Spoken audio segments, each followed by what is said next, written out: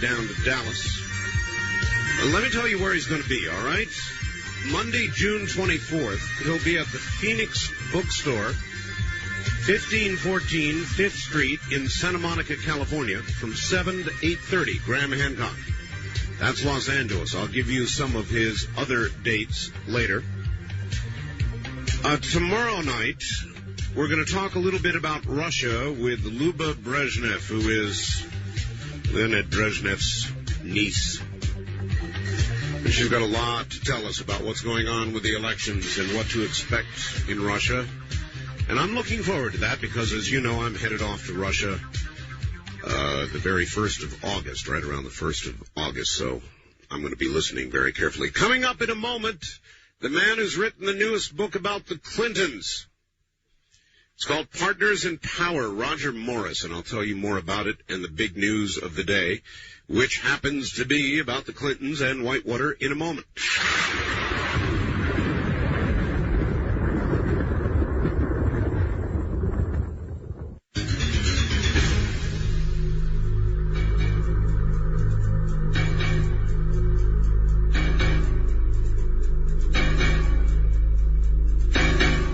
Okay, first the news of the day, because it relates. The rising tide of Whitewater tonight reaches all the way into the inner sanctum of the White House. One of President Clinton's closest political friends, Bruce Lindsay, is apparently going to be named an unindicted co-conspirator. It involves campaign loans during the time that Bill Clinton was governor of Arkansas. Lindsay, it seems, handled many of those loans. He's so close to the prez that there are nearly no decisions made by our president without him. So naming Lindsay will allow the special prosecutor to call him as a witness in the trial of two Arkansas bankers, Herbert Branscombe and Robert Hill.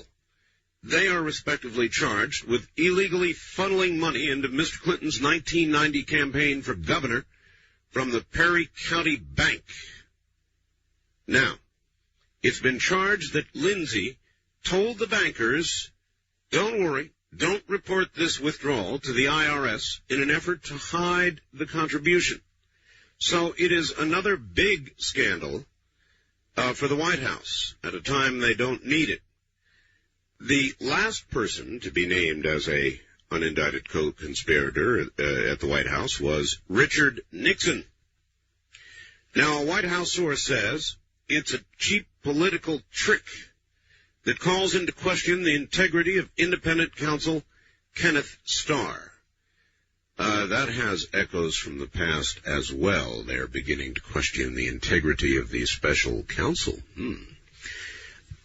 Officials are worried that Lindsay could still be indicted himself for possible perjury or obstruction of justice. By the day, this gets closer to the president. Then the FBI files.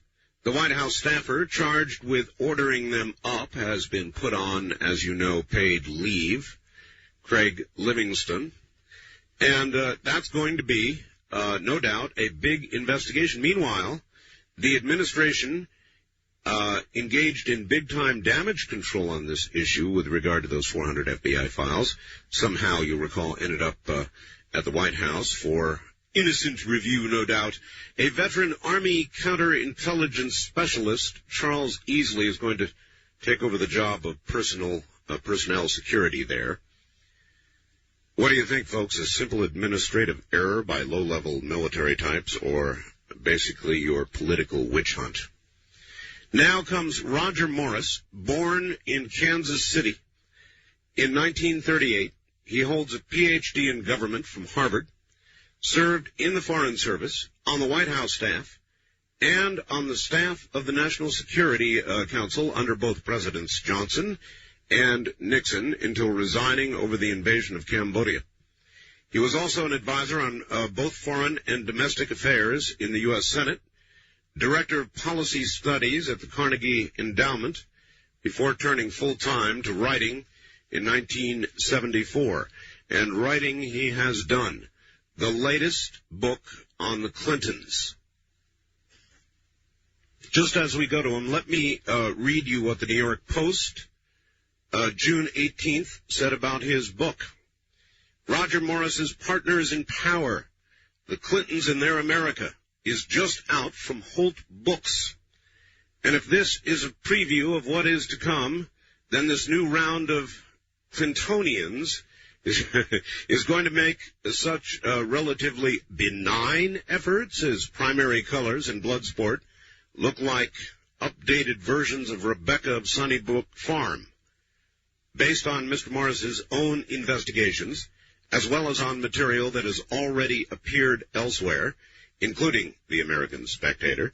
Partners in Power goes further than anything yet published in the nailing of the Clintons, both of them as shameless crooks, liars, and imposters in every aspect of their personal and political lives. Whew.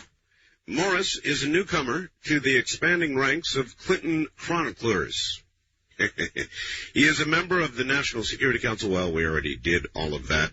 And so, as a matter of fact, here he is right now, Rodger Morris. Rodger, welcome to the program. Thank you. That's quite a nice little piece they wrote about you in the Post. Yes, it was. I'm getting a lot of that these days. As you know, there are a number of interpretations of this book. I'm just hopeful that it'll be read and that people will decide for themselves, of course. Makes Primary Colors look like something from Rebecca of Sunnybrook Farms? Well, if you remember that was a fairly benign child's book. So yes, I do. I'm not sure that's true, but my book is quite different from Primary Colors or from Bloodsport, any of the earlier books about the Clintons. This is a dual biography of the First Lady and of the President from the very beginning back to their childhoods, and tracing it forward to the making of their dual presidency, really, and up to the moment of their inauguration in 1993. All right. So then you can tell us about the man and the woman, what kind of people they are, why they are as they are, and how do you do that? How would you begin? Well, I think they're, of course, products of their time and of their place. Bill Clinton was very much the product of Arkansas in the 1940s and 50s. He styles himself as being from Hope, the little town in southwestern Arkansas, but he left there at the age of 4. He really is a product of Hot Springs, and Hot Springs, as you know, was not just any hometown of any president. It was a small capital of organized crime, a center of vice and corruption, rather extraordinary town that was run by criminal elements whose politics were wild and woolly and thoroughly corrupt. It was in that atmosphere that Bill Clinton grew up. Those were the politics he cut his teeth on. And as the book shows, what's extraordinary is that members of the Clinton family, his Uncle Raymond Clinton, his father, friends of the family, a man named Gabe Crawford, and others, were linked to organized crime. They ran slot machines and bookie operations out of their businesses, and they were very instrumental in launching young Bill Clinton on his political career in the mid-1970s. So this is a very seamy and in some ways shrouded past for a president. It's beginning to sound like a small version of My Las Vegas. Well, there are certain similarities. At one time in the early 1950s, Hot Springs, though gambling was illegal there, grossed more money from gambling than Las Vegas, Nevada, where it was legal. And it was only after a crackdown in the mid-1960s that ceased to be the case, and many of the gangsters, many of the criminal elements who had been running Hot Springs moved to your hometown, as you know. Yes. Well, look, as we look at what's going on with Mr. Clinton right now, and there are very serious problems, as you heard me in the open suggest, cropping up for the Clintons. With what we know about Bill Clinton and his past and how he was brought up, and for that matter, Hillary, what does that tell us about how he's going to handle these things? Well, I think we have a seriously flawed president and first lady in terms of character and ethics. My book really traces the evolution of their corruption and compromise, their political career, and it's a career built upon dissimulation and to a large extent their own personal corruption. I think they're going to handle this unfolding crisis, which seems to grow worse every day, in much the same way they handled past crises in Arkansas, by evasion and by trying to move around, hoping that these problems will go away, and by, I think, eventually sacrificing underlings to the legal process. Of course, the problem with that, as Richard Nixon and others have discovered, is that sooner or later, people who are knowledgeable about what you've done begin to talk to the prosecutors, cut their own deals, and that's when you begin to get in trouble. They also write books. Yes, they do, and they begin to talk to the press. They begin to realize that their interests may not be the same as the Clintons' interests. We haven't really reached that stage yet in this scandal. The White House has held amazingly firm. They've been quite united. They've circled the wagons. But this action today, naming Bruce Lindsay as an unindicted co-conspirator, as you quite rightly pointed out, brings the Whitewater trials right to the door of the presidential bedroom. Is this going to unwind for the president about the way Watergate did? Well, my sense is that it will bear a striking parallel to what happened to Richard Nixon. I think that the special prosecutor, Kenneth Starr, is proceeding in a very methodical and deliberate way. I don't think he's guided by any political calendar. I don't think he's running for the Supreme Court or any of the charges that have been made against him. I think he's doing a very thorough and professional job as a prosecutor, much as Archibald Cox and Leon Jaworski, the Watergate prosecutors, did. I don't think that we're going to see decisive actions before the election. In fact, my view is that it's quite possible President Clinton will be reelected over Bob Dole, and that we will see almost as soon as he's inaugurated for a second term the beginning of a constitutional crisis, the slow undoing of that administration in light of what the special prosecutor is uncovering in Arkansas. I would have to agree with you. I don't think Bob Dole can beat Bill Clinton. I think the only person that can beat Bill Clinton is Bill Clinton. And he's doing quite well at it at the moment.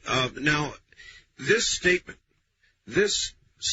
Rodger, is kind of chilling. A White House source says, referring to the special independent prosecutor, it's a cheap political trick that calls into question the integrity of the independent counsel, Kenneth Starr. That's kind of chilling, isn't it? Well, it is, and it's typical of this White House. They don't deal with the issues. They don't discuss the substance. They attack the individuals ad hominem. They try to smear and slur the people. And the facts here in this trial about to unfold in Little Rock are quite plain. There was this bank loan from the Perry County Bank. It was done in explicit return for the appointment of Branscombe to become a state highway commissioner in Arkansas, which, as someone told me, is next to God in that state. A very powerful position with contract kickbacks and all the rest. Bruce Lindsay was the bag man for the 1990 campaign, as he had been for other campaigns. He was Clinton's closest associate. He was his traveling partner. He knew where most of the bodies were buried, and I think was responsible for some of that. So he is indeed an intimate aide, and to name him as an unindicted co-conspirator is to come, as you said, very close to the president, as close as you can get. Has President Clinton, and for that matter the First Lady, done anything that would be out of character for anybody who would rise to the top of the political world in Arkansas and then go to the White House? Well, the book is really a chronicle of that tragedy. In many respects, of course, they were just like all the others, and that's a tragic tale in itself.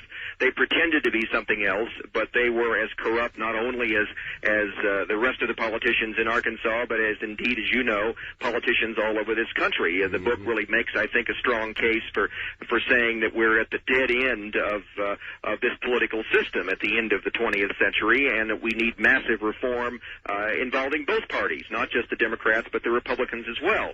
But the Clintons had lots and lots of opportunity to be something else.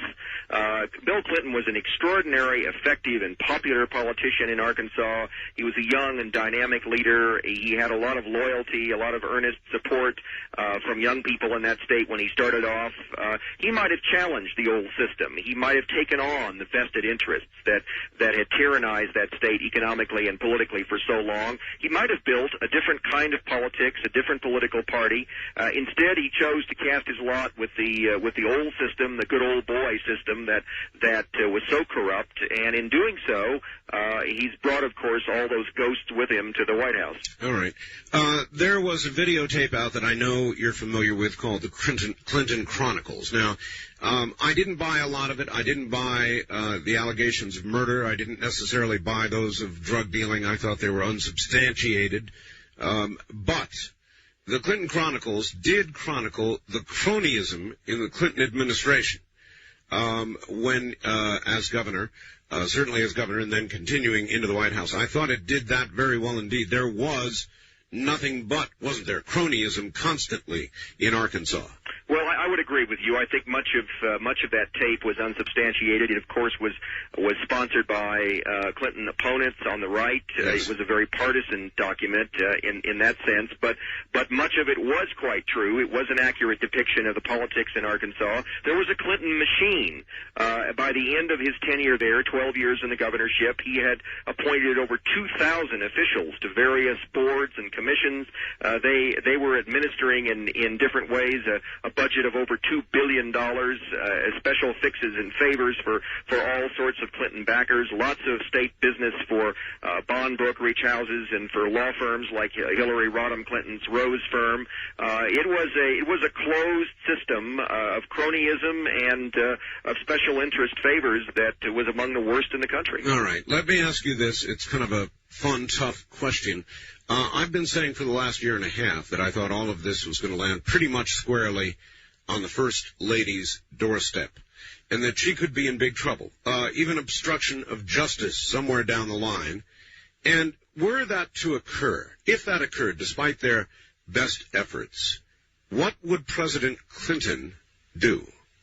Well, I know there are predictions that he would resign or that this would really be the end of his candidacy. I'm not so sure. Frankly, the Clintons have a long history of battling these things out. Whenever she's been under fire, legal fire for conflicts of interest or whatever, certainly in Arkansas and also in these first 3.5 years in the White House, Clinton has rallied to her side. He's stood behind her and beside her.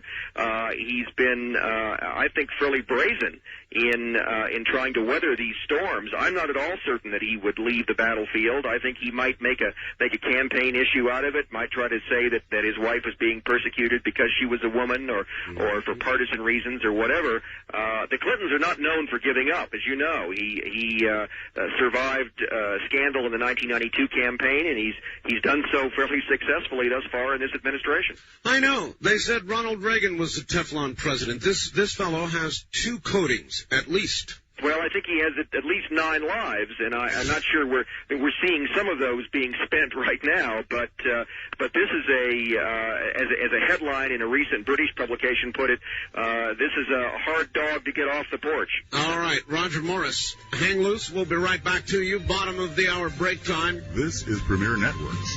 That was Art Bell hosting Coast to Coast AM on this Somewhere in Time.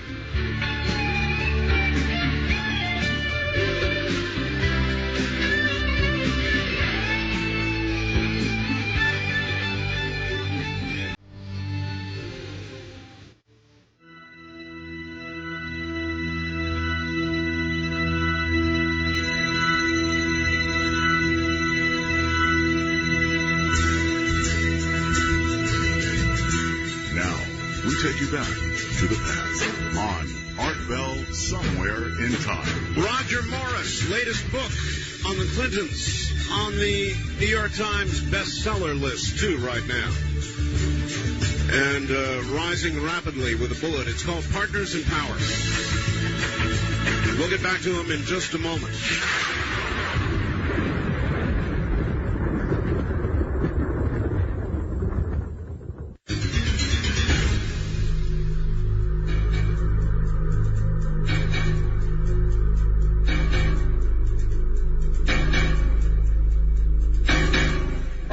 Rodger Morris, back once again. Rodger, before all this is over, could somebody write a book, do you suppose, or will they, called Partners in Crime? Well, you know, that's being said in various radio programs about this book.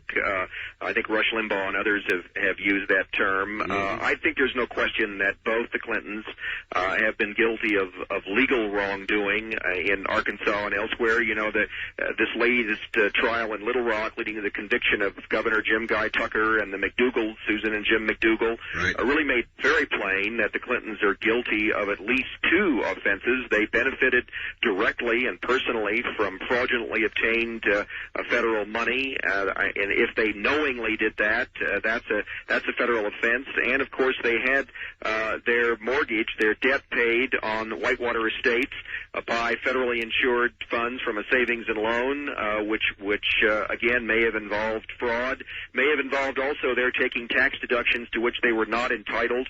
Those are very serious charges that I know the special prosecutor is looking at. This is no longer a matter of speculation or abstraction. These are very serious charges, and they, I think, are among the most serious ever made against a sitting president. All right. Well, that's quite a statement. All right. Look, with what you know about the Clintons, will they have right along carefully covered their tracks to be able to have plausible deniability? Because that tells us where this might go or might not go. Well, we know that the paper trail is extremely difficult to follow, that there are a lot of missing documents, a lot of shredded documents. That's been the pattern, of course, with this White House, the Rose firm, billing records, and all the rest that appear and disappear and appear again mysteriously. I think the Clintons have tried to erase much of the record, but I think at the same time the special prosecutor has done an amazing job at reconstructing it. So if I were the president's defense lawyer at this point, I'd be very worried about those documents that still exist. Under those circumstances, are you better off running again or bowing out and hoping the spotlight fades and shifts elsewhere? Well, if you were to resign from office, and especially with any agreement that your successor, Vice President Al Gore, would pardon you in the event of any pursuing indictments, you would, I think, as in the case of Richard Nixon, put an end to the investigation. We don't know the whole story of Watergate because with the president's resignation, that investigation was effectively stopped, and the Clintons could do that. But that's an awful price to pay. Historically, it really is, in many respects, an admission of guilt. I don't see them ready by any means to do that yet. I think we're in for a long fight. A long fight. All right, I got a report earlier today. Have no idea whether it's true or not. It's another problem for the president. Of course, that involves Paula Jones. And I had a report that on ABC's Nightly News, they said it might be settled. The settlement purportedly would include statements by Clinton that he did meet with Paula Jones, a retraction of his statement in The Spectator, and payment of Paula's legal expenses. Now, I'm not sure if this story has legs or not, but if it's true, would you be surprised? I would be surprised. I think that's virtually an admission that her charges were correct. If he agrees here to a kind of financial settlement, as you describe it, to pay her legal fees or whatever, and what amounts to an apology to the remarks that he made to the American Spectator about her, the Paula Jones case is one of so many that have haunted this president out of Arkansas. There are now over 20 women, as my book describes, who have come forward telling tales of having sexual encounters with Bill Clinton. And I think the Paula Jones case is a very sad one of exploitation and abuse of power. He was in that situation not because he was just any man, but he was there because he was the governor, the chief executive officer of the state. She was a state employee, and that happened again and again, as my book describes. Again and again. Where are these other women, or do they just choose to keep it private? Well, they don't choose to keep it private. More than 20 of them have come forward and talked to the press. I describe that in my book. There have been women who have contemplated legal action. I think most of them have been intimidated by the sheer expense and the difficulty of pursuing anything against the sitting president. And they were, after all, consenting adults. They didn't all have sexual harassment charges that they could bring, as in the Paula Jones case. Sure. This was simply a case of compulsive philandering, compulsive womanizing by a sitting politician, a very powerful and popular one. And lots of women, of course, simply chose to keep that very much a secret. Well, and the country, by and large, seems to have decided to pretty much ignore it. You'll recall President Clinton and Hillary went on 60 Minutes in a campaign-saving interview, really, that resulted in his election, in my opinion. Would you agree with that? Yes, it did, and my book describes the origin of all of that. It began with as you may remember, Senator Gary Hart's scandal in 1987. He was running for president in '88, 4 years earlier, and had a sex scandal which drove him out of the race. The Clintons looked at that episode and decided how they would handle it if it erupted in their bid for the presidency, as it did in 1992 with Jennifer Flowers. That was a very contrived appearance at 60 Minutes, and it was quite successful. But I think the issue here is not so much personal morality, which I think most Americans are willing to excuse in an American president, as the abuse of power, the exploitation of state troopers and others to act as guards at these trysts and veritable procurers of young women. The abuse of his office as governor. He swept into county fairs and state conventions and so on, and had these conquests, as it were, not just, as I said, another man, but as the governor, as the government itself. Rodger, what do you know about the Clintons' personal relationship? You would think through all of this and rumors of things with regard to the First Lady that it would be a troubled marriage. Is it? Yes, it is. It's an extraordinarily complex relationship, and my book really traces it from its beginning, from their meeting at Yale Law School, their courtship, the early years of the marriage, and on through the years in the governorship in Little Rock. It's, I think, in many respects, one of the most fascinating relationships in the history of modern American politics. A mix of expedience and opportunism, certainly, and on one hand. On the other hand, I think genuine affection. He is unimaginable in the White House without her. I think she was indispensable to his political career, and obviously he was very important to her rise to power as well in this dual presidency. So that it's a very complicated love-hate relationship, not unlike a lot of marriages, except this one, of course, happens to be played out against the backdrop of national politics and enormous power. Well, she's been very important, but she's also in many ways been a total disaster for him. I mean, if you look at the health care plan. Absolutely. And, that's an often missed point, I think, in the reporting about Hillary Rodham Clinton. She was so highly regarded, so much was expected of her, but the pattern, as my book shows, in Arkansas was that she was given responsibility like that, like the health reform task force, again and again, and it usually issued in failure and even in political disaster. She was by no means adept politically. She was often an embarrassment, but at the same time, she was a disciplining force, a stiffening factor for Bill Clinton, much more an adult, I would say, than he was in both their personal and in their political lives. Is there any turning back or covering up now for the president, or is it inevitable that perhaps shortly into the second term, as you predicted, all of this is going to come tumbling down? Well, I don't think there's any way to stop this. I think she has to face legal accountability for what she did as a Rose lawyer, what she said in the White House as First Lady, trying to evade and in many respects, I think, falsify this record. She is looking at serious legal charges, and I think inevitably he will too. We're not only talking about Whitewater and improprieties with a savings and loan. We're talking about shady campaign contributions, as this latest trial will show. We're talking about vote fraud. We're talking about potential bribery and corruption issues that go far beyond anything we've been talking about so far. Remarkable. What about Mr. Clinton's very early life? He had a very troubled family life, didn't he? And does that tell us why he acts the way he does today? Well, I'm not a psychohistorian, and I don't have a license to practice psychotherapy, so I won't draw any conclusions about this. But as an historian and an investigative journalist, I can tell you that it was an abused childhood, severely abused, emotionally and physically. In fact, he and his younger brother Rodger were often taken to pediatricians or to the emergency rooms of hospitals in Hot Springs because of the beatings they received from this alcoholic stepfather. And their mother, Virginia Clinton, really tried to cover all of this up, tried to have those records expunged, and was generally successful in doing so. It was a scandal that was kept behind closed doors in the 1940s and 50s in Hot Springs.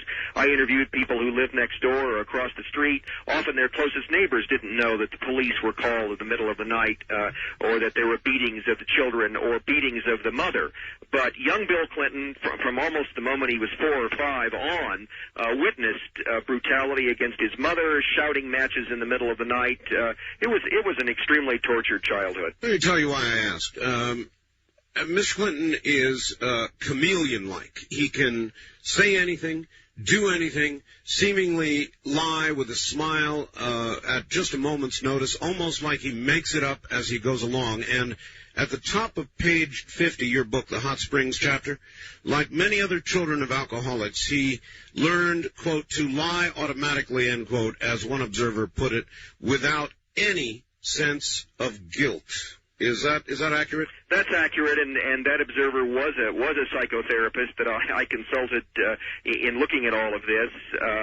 There are patterns, of course, of children of alcoholics, children of dysfunctional families like this, and the president, I think, reflects much of that. But it's a very sad story. It's a tragic childhood, and I think the moral of that is we have to be careful about how we treat our children. They may grow up to be president. All right, so then he's able to do that in a practiced way as an adult, and has done so on a fairly regular basis to the American people. And yet he continues to lead down a bit, albeit in the polls, but continues to lead Bob Dole. And you think that will go basically unchanged through the election? Well, I think it's going to be a very close election, much closer than it is now in the polls, and I think closer than anyone is predicting. But my guess would be that Bill Clinton will survive, will win, in effect, by default. I don't think there's any great fondness or enthusiasm out there for Bob Dole, for this Republican candidate. Bill Clinton, I think, has a capacity here for rallying just that minimum support. He is seen as the lesser of evils. He was seen often as the lesser of evils in Arkansas, and that may be enough for his final victory. It's very interesting. You were, or are perhaps, a liberal, are you not? Well, I tell you that I've been given that name so often in the last few days in radio shows. I disavow that anymore because I'm so disappointed and disgusted really with the liberals and the Democratic Party. I really style myself these days as an independent. I think most of my views of American politics are quite different from either the Democrats or the Republicans. I recall Ronald Reagan once saying that he didn't leave the party left him. Is that what you would say? Well, that was my feeling. I think the Democratic Party has betrayed most of its constituents and most of its principles, and that corruption is really a bipartisan scourge in American politics. I think being an independent is sort of the last refuge of sanity here. I've got to agree with you. I'm kind of conservative generally economically. Politically, I'm sort of all over the place. But right now, independent, and I feel driven to it by lack of interest in either one of the current candidates. As a matter of fact, the American people generally, unless the scandal continues to grow, which I'm sure it will, seem politically totally unengaged right now. Do you observe that? I think that's true. I think that I don't think it's a matter of indifference, because I think the American people are hurting in a number of ways. They know that their economic fortunes have been declining relatively, that their futures are uncertain, that for the first time in a half century that they can't be sure that they're going to be better off than their parents were. There's a lot of insecurity and uncertainty out there, and I think a lot of instinctive distrust of government. But that doesn't always lead to engagement. Americans, I think, tend to turn away from this political mess. They find it very repugnant and distasteful, and of course, that's not the way a democracy works. You have to become engaged, whether you like it or not. You have to face up to your problems. I often compare this political system to a dysfunctional family, in which if you don't know that daddy is an alcoholic, or that the aunt is mentally disturbed or whatever, you can't begin the healing process. You can't begin to deal with the problem. Maybe it's because, Rodger, the American people care mostly about one thing, their own pocketbook. And while there are worries and concerns and frights of job loss out there, basically, President Clinton has been lucky. The economy has been sailing right along. Stock market is up. Interest rates remain fairly low. The normal measure of, are you better off than you were 4 years ago? And about 80-some% of the American people say they are. And that's what's going to reelect this president. So is he lucky, Bill?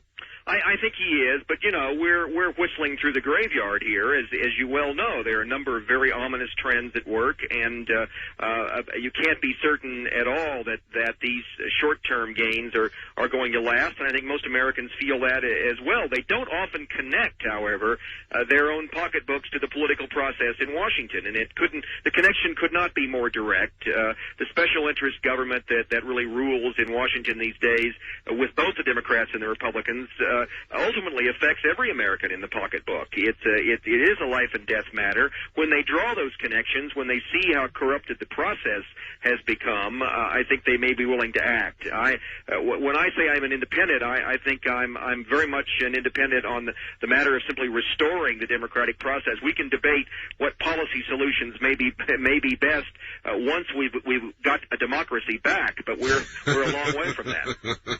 It's that bad. We don't have, in effect, a democracy. I don't think so. I think it's a special interest republic. The 100,000 lobbyists of K Street in Washington really run the Congress of the United States. They elect presidents. Both these candidates, the Democrat and the Republican, are going to your hometown of Las Vegas to get massive support from the gambling industry and others. There are special interests like that lining up to back and ultimately to buy both parties, both candidates for the presidency. This, I don't think, is a democracy reflective of its people. I think it's very much an oligarchy which is owned by a few special interests. So, Rodger, if a miracle occurred and Clinton lost the election, say this stuff got hot enough and he lost the election, if we got Bob Dole, in your view, not much would change. Not much would change. Dole, I think, is the epitome of the old system. I know there are some people who believe that Bob Dole, in his last hurrah here, might have the courage to do something extraordinary. I don't know. I grew up in the Midwest, in Kansas City, not far from Russell, Kansas. I know what it looks like and smells like, and I know Bob Dole's people from whence he comes. I would hope that might be possible, but I wouldn't hold my breath. The president, you don't think, at some point would be tempted to sack the special prosecutor, do you? I think that would be an absolute disaster. He's got to remember vividly as a young man what happened at the Saturday night massacre in the Nixon administration. And, of course, Hillary Rodham Clinton, as you know, worked for John Doerr in the House Impeachment Committee. She knows the history of that crisis. Nothing would hasten the fall of this White House any faster than that kind of arbitrary action. Well, the early shots over the bow from White House sources is a little worrisome. It is worrisome. On the other hand, the efforts to discredit Starr, which have been going on quietly and not so quietly in the press over the last 2 months, really, I think have proven rather ineffectual. I think Starr is doing a very professional job. Any attempt to tamper with him, I think, would really bring the first articles of impeachment out of this Congress. This Congress is waiting with bated breath on every new development, and the FBI files and other scandals here as they erupt weaken the administration still further. So I think that would be a disastrous step. I think they're posturing. This language about Starr, I think, is more bluster than anything else. All right, Roger, top of the hour. Relax. You've got several minutes. We'll come back and take calls. How's that? Good. Roger Morris, Partners in Power. Back in a moment. The trip back in time continues with Art Bell hosting Coast to Coast AM. More Somewhere in Time coming up.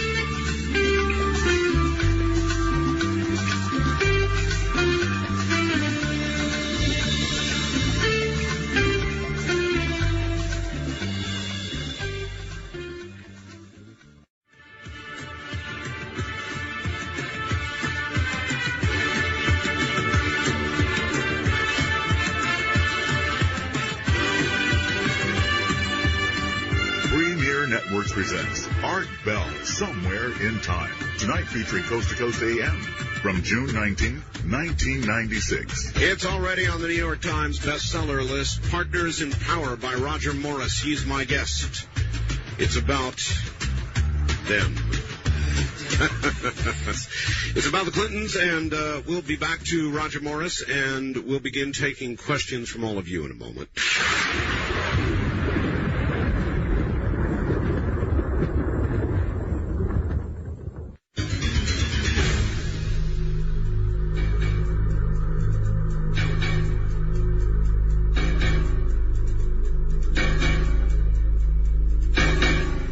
Now to Rodger Morris. Roger, I want to read you this fax I just got. Art, when you say you don't see Dole being able to beat Clinton, oh man, Clinton is so easy to beat. So easy. I hope Dole uses what I'm thinking of. But Clinton, he says, is a piece of cake to beat. Not really true, is it? Not true. The landscape in Arkansas is littered with politicians who thought he was easy to beat. I think George Bush underestimated him in 1992. I think that this is going to be a close election, as I said, but I don't know any serious observer in Washington or anywhere else in the country now who wouldn't be betting on Bill Clinton.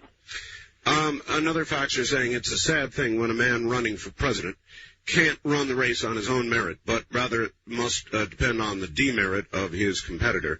And that is what it comes down to. And you think not much chance that there are going to be enough demerit points to throw the election toward Dole?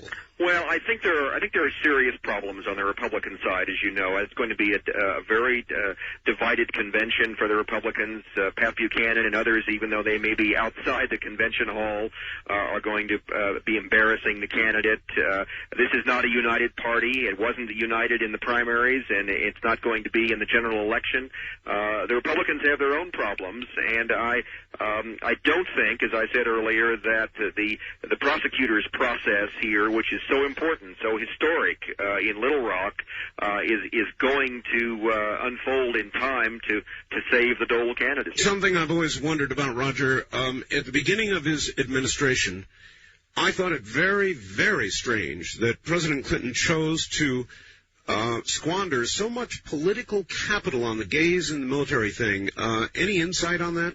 Well, I think that was part of a general ineptness, a disarray in the administration, which was very much the pattern of Arkansas. I think if you had known really what happened in the 12 years in the governorship in Little Rock, as my book tells the story, you could have predicted much of the disarray and really the failure of the administration in that first year. And they did squander their capital on an issue which might have been handled very differently. They came up against some of the most powerful forces was in Washington in the Armed Services Committee and the Pentagon and so forth. And what was supposed to have been a masterful politician here, the president, Bill Clinton, turned out to be a manifest incompetent. And, of course, that wasn't the only issue. There were all the appointments, Zoe Baird and all the others that languished for so long. It was a very, very incompetent presidency. And then the irony of the president's going to San Francisco, facing a mayor who said, you better not come, and then when he did, demonstrations against him by the homosexuals. Well, on the other hand, he seems to survive these episodes. As you've been remarking this evening, he seems to be very much the Teflon president, more so even than Ronald Reagan. I'm not sure a reckoning isn't coming eventually, and it will be a close election, but I still see Clinton surviving it. All right, let's go to the phones. East of the Rockies, you're on the air with Rodger Morris. Hi. Hi, this is Klaus from Minneapolis, sir. How are you? Just fine. Great show again. I got a quick comment and a question for Mr. Morris. Sure. What you said earlier about the United States being a republic and not a democracy, that's very true. We were founded as a republic, and we won't really have a democracy till we have rule by simple majority, and as long as we have the electoral college, of course, that's out. But the main reason I'm calling, the thing that I've always held most against Bill Clinton as a Vietnam theater veteran was not his protesting the war or even protesting in England, but the protesting he did in the Soviet Union. And I will bet you a week's pay that somewhere in a college newspaper or a TASS newspaper or some KGB file, there's a picture of him waving a Viet Cong flag or a hammer and sickle flag, and I just encourage people to find it, and I wonder why maybe no one's looked for it yet. All right. Well, I think if it was there, it would have by now been retrieved, wouldn't you, Rodger? Yes, this was a very controversial episode. You know, he went to Moscow from his sojourn at Oxford as a Rhodes Scholar. We actually don't have any evidence, any hard evidence, that Bill Clinton participated in anti-war demonstrations while he was there in Moscow. We don't know very much at all about what he was doing. We know he stayed at the National Hotel, which was a very expensive hotel just off of Red Square. We don't know much about people he saw or met there. We do know that he was involved in anti-war demonstrations in London and elsewhere, not in the Soviet Union. But I think you'll find my book very interesting. My book also talks about his contacts with the CIA. He acted in part, I was told, by ranking intelligence officials as an informer against his fellow students in the anti-war movement. So really? Bill Clinton's politics were very much, as they always were, Bill Clinton, more than any cause. That's an amazing story. West of the Rockies, you're on the air with Rodger Morris. Hi. Yes, Roger. This is Ed in Los Angeles. I see from my perspective that the Democratic Party is going to suffer a worse loss in 1996 than it did in 1994. I think that the wheels are falling off the Bill Clinton administration, and I don't see him surviving to the convention, to tell you the truth. I may be underestimating Bill Clinton. I'm sorry? You may be underestimating Bill Clinton. Well, that's true, but I've seen a lot of elections. I've been following elections since FDR, and believe me, this guy is in big trouble right now. Well, I think you're right about being in big trouble. You know, we've been talking this evening about how resilient he is and how bulletproof this administration has been. On the other hand, there are a lot of people in Washington who feel that just what you're saying, that there could be a climactic event before the convention. I know people who believe that Vice President Al Gore has been trying to work behind the scenes to get Clinton to resign, to go quietly before there was any scandal that would jeopardize their re-election campaign. I think there are a lot of machinations going on now that we don't know about in Washington. I think this is going to be an extraordinary election year, but I still have to disagree with you. I still think he's going to make it. Rodger, he is not officially yet said he's the candidate, has he? No, and that's something that everybody's feeding on these days in political speculation, that he still could in effect formally bow out. But that's really a technicality. He's been raising millions and millions of dollars. He's been going around the country with the clear understanding that he would be the candidate. He's been taking that money freely from all sorts of sources, and my sense is that Bill Clinton is running very, very hard, has been for a long time, and he's got to be in as strong a position as possible to survive these charges that are going to come at him. And we mustn't forget that in many respects his best defense will be to remain right where he is in the White House, where his legal position is a very special one. All right. Wildcard line, you're on the air with Rodger Morris. Hi. Hi, Mark. I'll turn on this radio. I'm sitting here watching Rush on television. Rush, yes. Yeah, he's bashing Hillary, too. I can't believe this, It's election time, and it's that same old rhetoric again. They're bringing up all these old bones out of the closet about Clinton. I mean, what president haven't had this over his try for president in the last 50 years? I mean, all right, that's a fair question. Rodger, how different is the trouble that Mr. Clinton is in from what other presidents have faced? Is this more serious? Is this potentially Watergate-type serious? Or is this just sort of electioneering ahead of time here? Well, your caller's quite right that at least at the beginning of the administration, I think a lot of the attacks on Hillary Rodham Clinton were partisan attacks. They may have been gender attacks, sexist opposition to her, resentment of her as a woman, and certainly some of the attacks against President Clinton were partisan attacks. The Republican right didn't want him as president, and they were bitterly opposed to him. The problem, of course, is that these ghosts of Arkansas have proved to be quite real. And this is not just old bones in the graveyard. This is not only old scandals from Arkansas. This is the cover-up that the White House has been engaged in for the last 3.5 years. They have lied, they've evaded, they've destroyed evidence, they've in effect obstructed justice. And even if these charges are old, they still involve crimes against the democratic process and illegalities in Arkansas. That doesn't mean we shouldn't hold them accountable. All right. Well, speaking of crimes against the democratic process, what about the FBI files? What do you know about that? How serious is that? They said first, it's nothing but a minor military functionary who made a bureaucratic mistake. 400 and some odd files, mostly on Republicans, summoned to the White House. I think it's one of the more serious scandals of this administration. I think it's very, very consequential.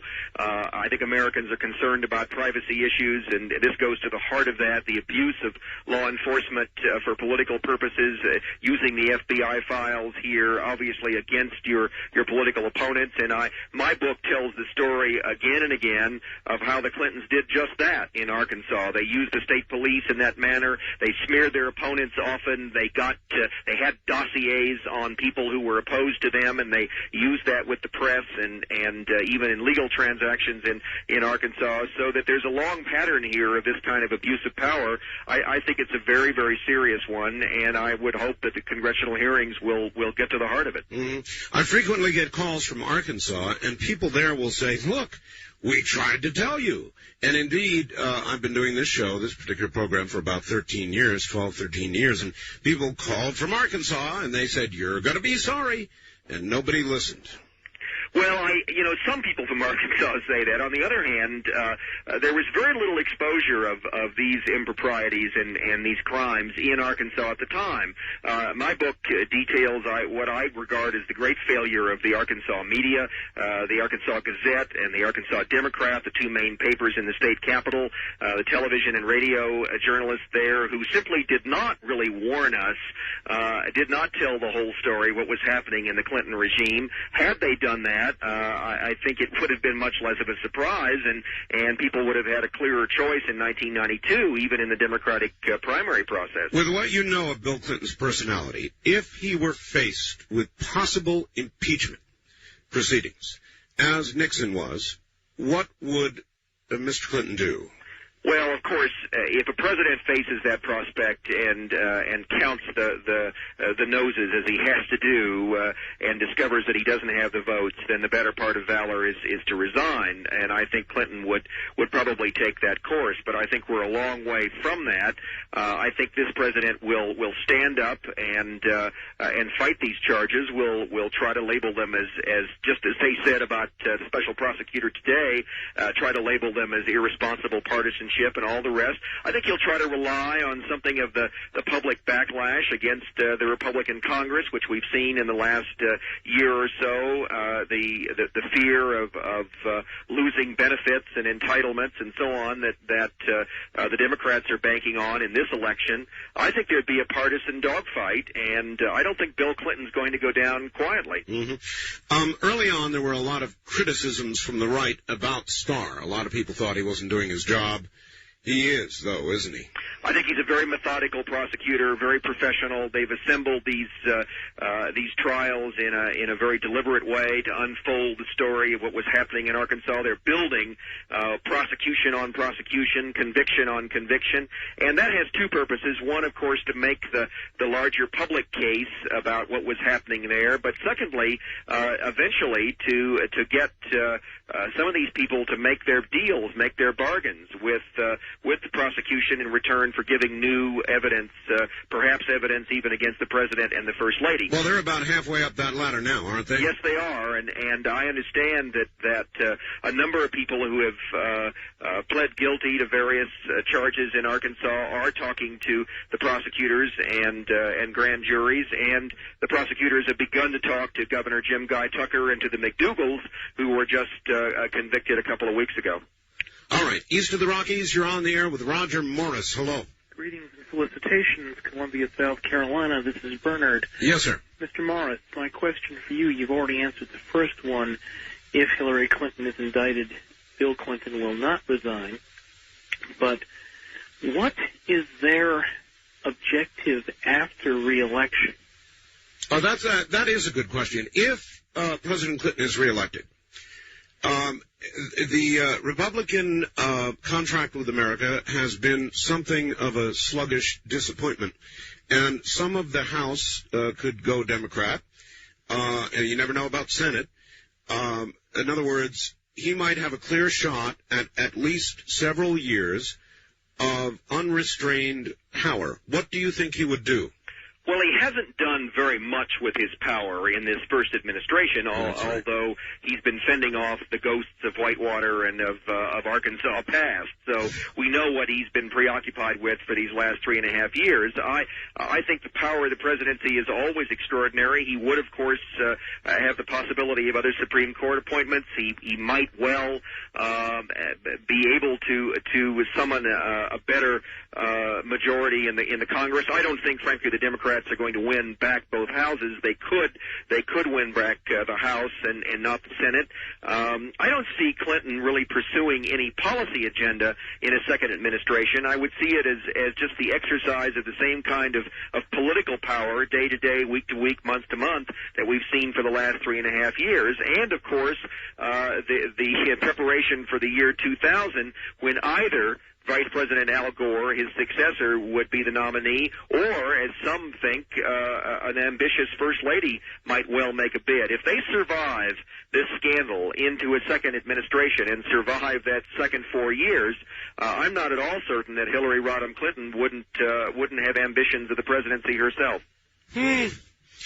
Oh, now there's something that'll cause the hair to stand up on the back of your neck. East of the Rockies, you're on the air with Rodger Morris. Hello, where are you, please? Kansas City. Yes, sir. Rodger, what do you feel is the president's role in creating chaos in the world oil price market? And it seems like oil prices are directly proportionate to your popularity in the polls, and oil prices up, you go down. All right, well, you'll notice, sir, that, of course, he, I believe, participated in rolling back, what was it, the 4-cent gas tax or something, 4.5 cents, whatever it was. So, again, Rodger, he's got it pretty good, doesn't he? In other words, oil, though it's been up, gas prices have been up, now they're coming down again. Pretty lucky. He's been very lucky, and really in the absence of any concerted international economic policy. I mean, he's had his trade problems on both fronts in the Pacific and in Europe, but I don't see much of a foreign policy in this administration, and I think he's been very much the beneficiary of favorable trends. He just as easily could have been on the receiving end of not so favorable trends, and that could well happen in a second administration. But thus far, he's been very lucky. I think the more important point is that he doesn't have much of a foreign policy, hasn't devoted much time, hasn't been able to. I'm told that he doesn't even like foreign policy. He doesn't like it. You know, old joke, foreign policy in Arkansas is what happens in Tennessee. And this is not a president, despite his training, despite his Rhodes scholarship and all the rest, who knows very much about the world. He hasn't had time to learn very much, again, because of what we're talking about here. He's been fending off the scandals of his own history, and that doesn't allow you to be a statesman. Mm-hmm. First-time caller line. You're on the air with Rodger Morris. Hi. Hello, Art. How are you? Fine. Where are you, sir? Montana. All right. And let me comment on your new picture on your webpage. It's great. You look like a big band conductor. All right. Rodger, I would like to get back to you with you were talking about corruption. I'm in an organization. I'm an officer, and I found a fellow that had been embezzling several $1,000s. And I went all through the fraternity to try and get this guy taken out. And someone came to me and they said, Larry, the powers at P that keep us and let us do and accomplish the things that we do are the same powers to be that cover for our misdeeds. Yep. And I mean, I'm at my wit's end with this. This guy is impenetrable. Well, he's not going to be able to answer the personal question. We're going to take a quick break here, but when we get back, again, we can return to the subject of corruption in general. Rodger Morris, hold on. Rodger Morris, Partners in Power is his book, New York Times bestseller list with a bullet moving fast. It's all about the Clintons, and we'll continue with your questions right after this. This is Premier Networks. That was Art Bell hosting Coast to Coast AM on this Somewhere in Time.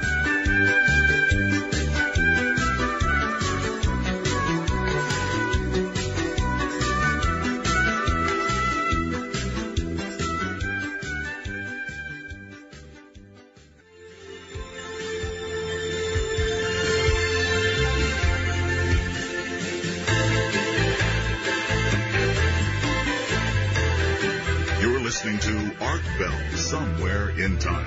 Tonight featuring Coast to Coast AM from June 19, 1996. My guest is Rodger Morris. He's written the latest book about the Clintons called Partners in Power. And we're going to get back to him in just a moment.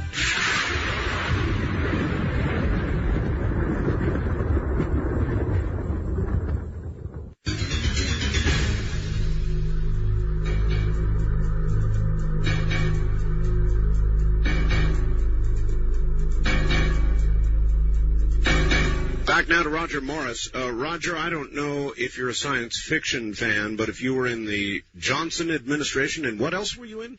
Oh, in the Nixon administration. Nixon too, huh? Yes. You're old enough to remember an old science fiction movie called Forbidden Planet. Do you remember? Yes, I do. All right. In Forbidden Planet, there was this horrible monster that turned out to be the monster from the id. That is, from within ourself. And to me, that's what Bill Clinton is. He is, in effect, our creation. He was the right man at the right time for a populace who wanted to hear exactly what they wanted to hear, and he's the guy who knew exactly what to tell them. Is that about right? I think it is. One of my chapters takes its title from a quotation of an Arkansas editor who said to me, "We saw in them what we wanted to believe." Yes. And I think that's a very accurate portrayal of a lot of people in Arkansas and indeed in the country at large in 1992. All right. First time caller line. You're on the air with Rodger Morris. Hi. Oh, okay. Where are you? Yes, hello. This is Ian calling from Santa Barbara, California. Yes, Ian. Yes, I've been in Costa Rica, Central America. Yes. And I just got back into town, and I've been enjoying your show. I just had a couple points, maybe less than 30 seconds, if you could. Well, please go ahead and get to it. Okay. The American public is not indifferent about the election. And I believe that the individual needs, of course, monetarily, we are, well, in my position... They're not indifferent, sir. They're just, like the American public always is, basically self-centered. They care about their own wallet and the general health of the economy. Right on. So I'm saying that the effects of Clinton's actions regarding the church burnings are imperative to his reelection. All right. That's a good point, Rodger. He's been out conspicuously in front of burned churches and that sort of thing of late. Any comment on that? Well, I think there's an awful irony here because he was very popular with the African-American community in Arkansas. He made a lot of gestures like this. He used to get 18 or 19% of the vote automatically in every election in Arkansas because he swept the black precincts, especially in the Mississippi Delta. But he probably did less for the African-American community in that state than any recent governor. If you go into the Mississippi Delta today, there are third and fourth world conditions down there. He talked the talk, but he didn't really walk the walk for the black community in Arkansas. I don't think he's done much for blacks in America as president. So a lot of this is political posturing. Whatever he says about civil rights, economic opportunity, and violence in the ghettos of our cities, and school and other issues for black kids, still just as bad as they were 4 years ago. Now, I can almost predict when he's going to give a speech, Rodger, on welfare. Every time he gets in trouble on something or another, he's going to change welfare as we know it. Have you noticed? Indeed, and that's an old pattern from Arkansas, too. He had a welfare reform proposal there, which proved to be a disastrous failure. No jobs for the people he thought should have jobs. No daycare for the kids, for single parents. It was a disastrous program that didn't really take people off of welfare, didn't help them gain independence or survive on their own. I don't think that his proposals here are very serious. All right. Again, back to their relationship quickly. There was a rumor, Rodger, and there have been various rumors from the Secret Service, that at times things have flown in the White House, that the First Lady may have picked up this or that and tossed it at Bill Clinton. Do you get any of that? I've heard the same rumors, and believe me, it would not be at all inconsistent with what happened in Arkansas. Objects were known to fly there in the governor's mansion as well, and some very salty language, a lot of profanity. In fact, the First Lady of Arkansas, now the First Lady of the United States, was known to curse like a sailor. And we have that directly on the record from state police bodyguards and other aides who saw and knew them intimately. So these stories don't surprise me. The Clintons had a very stormy relationship, and in many respects a very seedy one. Mm-hmm. All right, Wild Card Line, you're on the air with Richard Morris. Hi. Richard, I thought it was Rodger. No, Rodger. Yes, you're correct. I'm incorrect. Rodger Morris. Go right ahead. Hi, Art. Hi, Rodger. This is Jim out in L.A. Last time I was on, I was shouting against a skinhead. I'd like to go over Clinton's presidency. Domestic, it seems like unemployment's down, stock market's booming, trends are less government. You say he has no foreign policy. It seems to me the Russians just went through a democratic election, and that seems to be going pretty good. China seemed to be holding training maneuvers, and it seems China backed down when, at least on this show, there were atomic threats being, bandied about. North Korea seemed to have some problems, and that seemed to fizzle out. Bosnia, Somalia, we're dealing with illegal alien. All right, I'm not sure you want to include Somalia. You're doing pretty well here, but there were problems, certainly in Somalia, that are traceable to this administration. But with respect to the other foreign policy matters you're talking about, yes. Basically, they have not been abysmal failures. Rodger, have they? But is that luck? Is that because of what he has done or what he has not done? Well, I think those have been very conventional foreign policy issues that you're discussing. I don't think he's done anything out of the ordinary there, but continue the policies of previous administrations. And none of those problems have gone away. The North Koreans have still got a proliferation problem with nuclear weapons. Chinese are still abusing human rights, and the Taiwan issue has not been settled. Bosnia, as you well know, is still in turmoil, and Somalia still is. They're still starving people all over Africa. The larger economic problems in the world have not been solved at all. The dollar is still in a very weak condition. I think that the condition of the American economy is precarious despite all the upward trends here. I don't know any serious economist who thinks that in the long run we're in good shape. So we can debate Bill Clinton's policies as president. My point really was very simple, which is that he hasn't had much time, for better or for worse, to devote to either domestic or foreign policy, because so much of the energy of this administration has been consumed by Whitewater and by Paula Jones and by scandals of the Arkansas past. He would have had a lot more time and a lot more energy to devote if he hadn't had such a corrupt record in Arkansas. All right. No matter what happens in Russia, and it looks like the deal is in, it's going to be Yeltsin again, and that, I guess, would be good for us because we've had all our eggs in his basket. But at best, about half the Russian people, or near half, basically want a return to communism. So somewhere down the line, there could be a big problem with Russia. They've got 20,000 nuclear weapons still, basically either pointed at or that could be pointed at us very quickly. I'm sure they still are, frankly. If this president was ever faced with a really serious presidential kind of first strike, what do we do kind of decision, how much trouble would we be in? I don't have very much confidence in Bill Clinton as a crisis manager. He never managed crisis very well, in his years as governor of Arkansas. He hasn't had to confront, thank God, anything very earth-shattering in these first 3.5 years. But he is not known as a particularly cool customer. His aides are not particularly strong or brilliant in national security affairs. I think he would be a very political decision maker. He might well make his choices in terms of what his political fortunes were. That's the peril, of course, of being under siege at home as he is, making a decision about a fateful foreign policy issue in terms of his popularity or in terms of the political problems of the moment, not in terms of the long-range interests of the country. Warren Christopher is an interesting individual who, in my opinion, doesn't do very much of anything. The effective Secretary of State is more like Jimmy Carter. If we run into real trouble, is that who the president would turn to again? Well, I'm not sure. I think that's part of the weakness of this administration. We don't know who would be in charge in a case like that.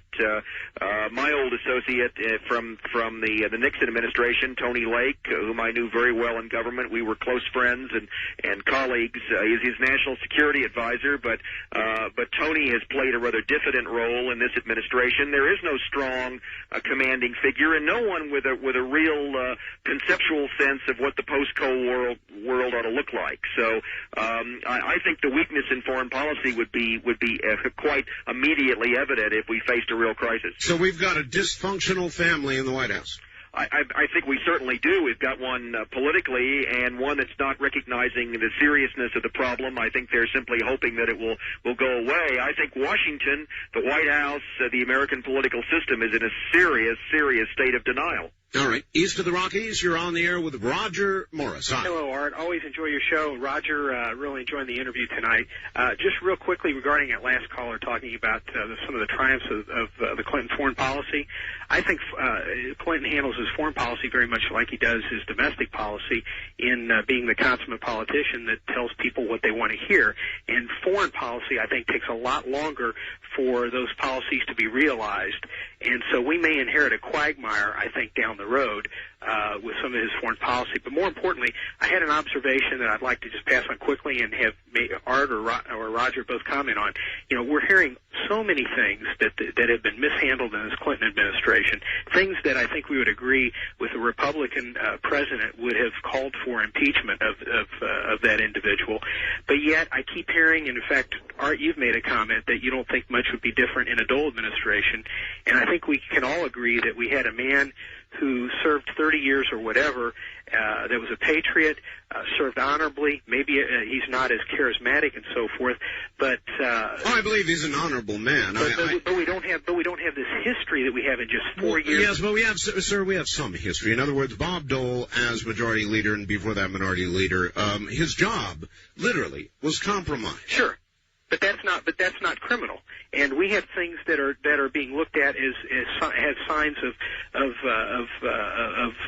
crime attached to them with this Clinton administration. Right. And I'm just saying that what amazes me, and in fact, Roger, here's my compromise: I'll buy your book, but with as much as you're saying bad about the administration, whether you're independent or not, it's going to come down to two people, I think: Bob Dole and Bill Clinton. Mm-hmm. And Art, are you and Roger, are you going to just go ahead and kind of throw up your hands and maybe vote for Bill Clinton just because we don't see a charismatic man in Bob Dole when we have an honorable man, even though we may not think he's real energetic and someone who, is... All right, I think we get the idea. It's a fair question. Roger, what about that? Well, I certainly am not going to vote for Bill Clinton, and I don't know that I could bring myself to vote for Bob Dole, knowing, as you said, what his record has been in the Senate. He's been in the pocket of special interests himself. If one looks very closely at the Dole record, there's not much to recommend it. But I think this is the end of this system in so many ways. I think that's why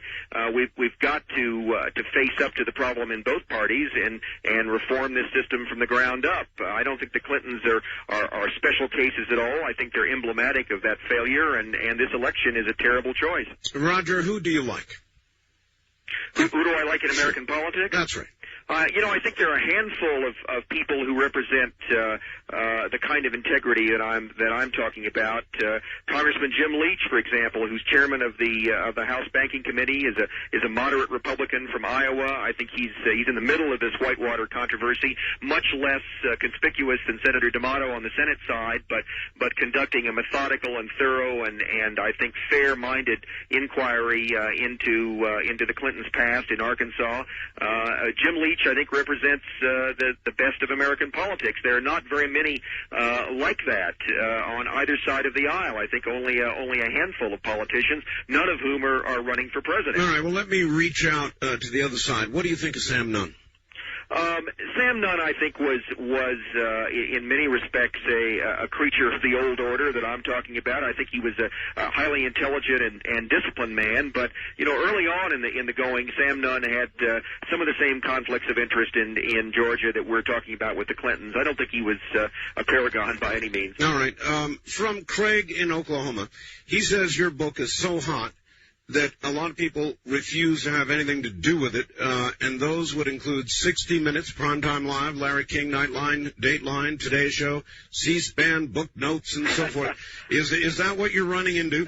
That's what I've run into. I think it's been too hot to handle. I think that a lot of the so-called mainstream heavy hitters in the media have cowered from it. I'm hoping that being on the bestseller list, the kind of populist reception, word of mouth, the popularity the book has enjoyed, and from shows like this, that they'll take another look, because those are still powerful institutions. I think they have an obligation to tell their listeners, their viewers, what's going on.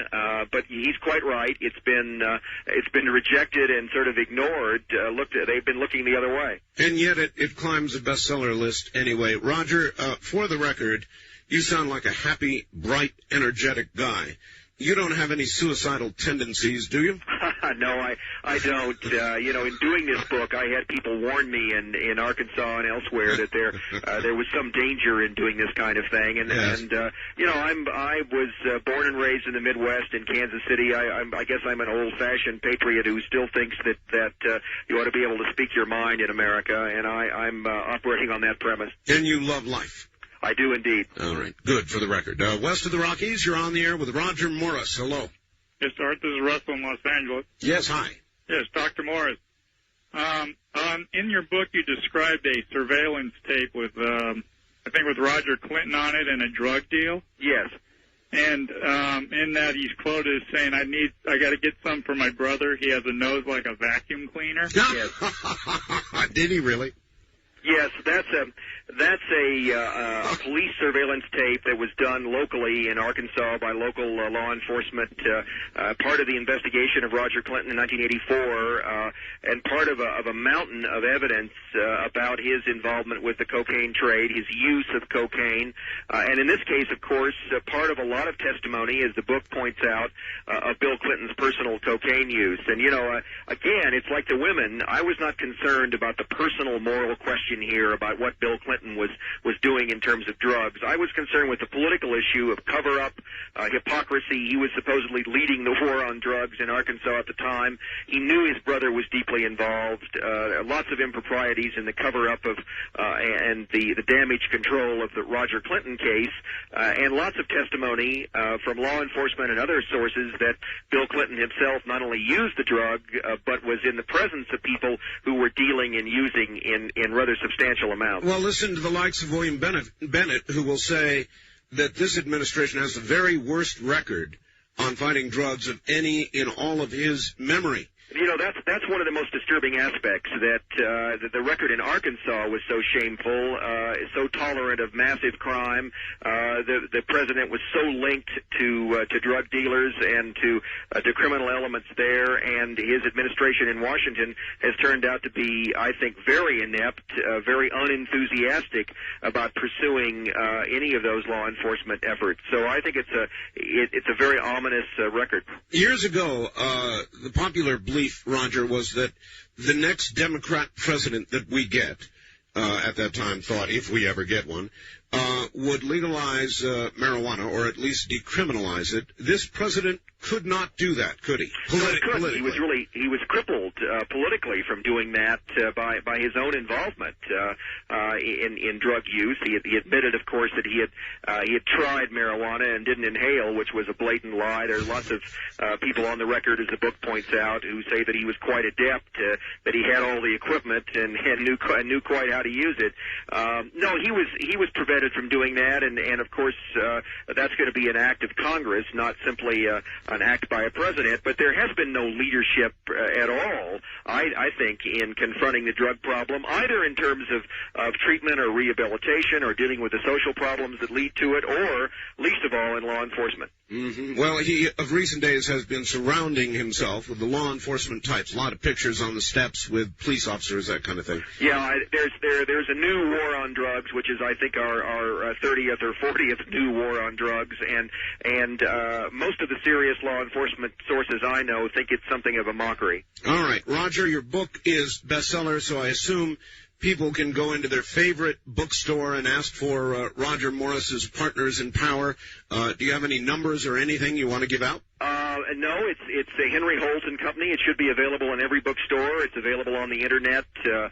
You can order it from the publisher if you can't find it at your local bookstore. The Partners in Power, the Clintons and Their America. It's a thoroughly documented book.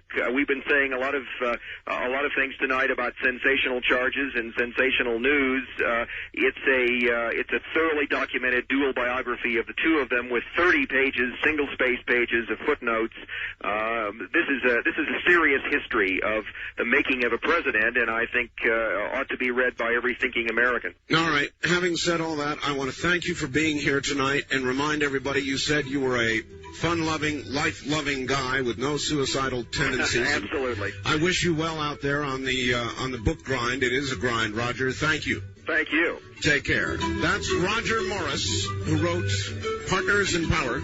It's about the hottest new thing on book stands about the Clintons. There you've got it. When we come back, Open Line Talk Radio. I'm Art Bell. The trip back in time continues with Art Bell hosting Coast to Coast AM. More Somewhere in Time coming up.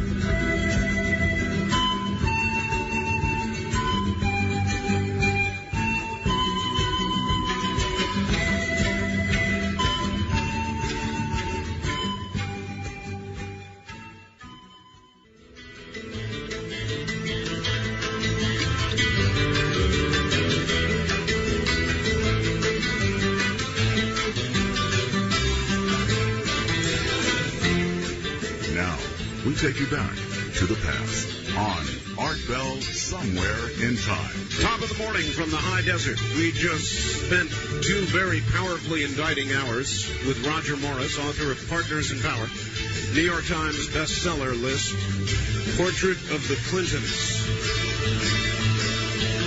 What a portrait, huh?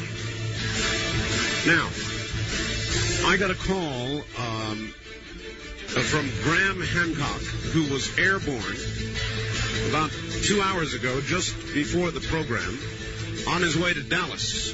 And he said, after the program, our New York office got so many calls about where we were going to be and when are we going to be there that he asked if I would go ahead and plug when he's going to be in L.A. It'll be Monday, June 24th, the Phoenix Bookstore at 1514 5th Street in Santa Monica. He'll be there from 7 to 8:30 in Portland, Oregon. Wednesday, June 26th, 23rd Avenue Books is the place in Portland, 23rd Avenue Books, 1015 Northwest 23rd Avenue in Portland. Then Seattle at the University Bookstore, Friday, June 28th. That's the University Bookstore at 4326 University Way in Seattle. And Graham Hancock in San Francisco at the Gaia Bookstore in Berkeley at 7 o'clock. So he's going to be all over the place. And if you're in one of those places, be sure to catch Graham Hancock. He was fascinating. And again, with his program, you do well to get a copy of it. 1-800-917-4278. Tomorrow, Luba Brezhnev. And she is the niece of Leonid Brezhnev, and she's gone through absolute hell. Luba will talk to us about Russia. She'll talk to us about the elections, the runoffs coming July 5th in Russia. And I've got a lot of interest in talking to Luba because she's going to tell us what it's like in Moscow. And you know what she told me earlier today? She said, don't carry your passport. She said, American passports go for about $28,000 American dollars. 28,000 American dollars. I said, Luba, geez, maybe I had to sell it, Why die for it? Just go over there and it's 28,000 American dollars. At any rate, she seriously suggested I take my passport to the American embassy in Moscow before braving the streets of Moscow. And I think I'll probably accept that advice. So we'll go to open lines here shortly. A guest again tomorrow night. I'm on a real guest jag for some reason. I go in cycles with guests. For a while, I really want guests, and then I'll go a month without having one. So it's just been sort of an orgy of guesting. The new $100 bills are out. Have you seen them? Oh, by the way, I've got a story about the new $100 bills. Secret Service agents working with the U.S., this is from Reuters, working with the U.S. Attorney's Office, seized $30 million in, guess what, counterfeit $100 bills. Joseph Gallos, special agent in charge of the investigation, announced that Ronnie Sims, 40 of Austin, Texas, was arrested late Tuesday in connection with the bust, the largest seizure of counterfeit money in state history. Gallos said the counterfeit hundreds were produced by an elaborate system using a printing press with quality paper. Quote, this money was very passable. It was completed to a stage where it was ready to be cut. Agents said the fake money was to be distributed abroad. So, again, would like to welcome Kern, K-E-R-N, in Bakersfield to the program. Good to have you along.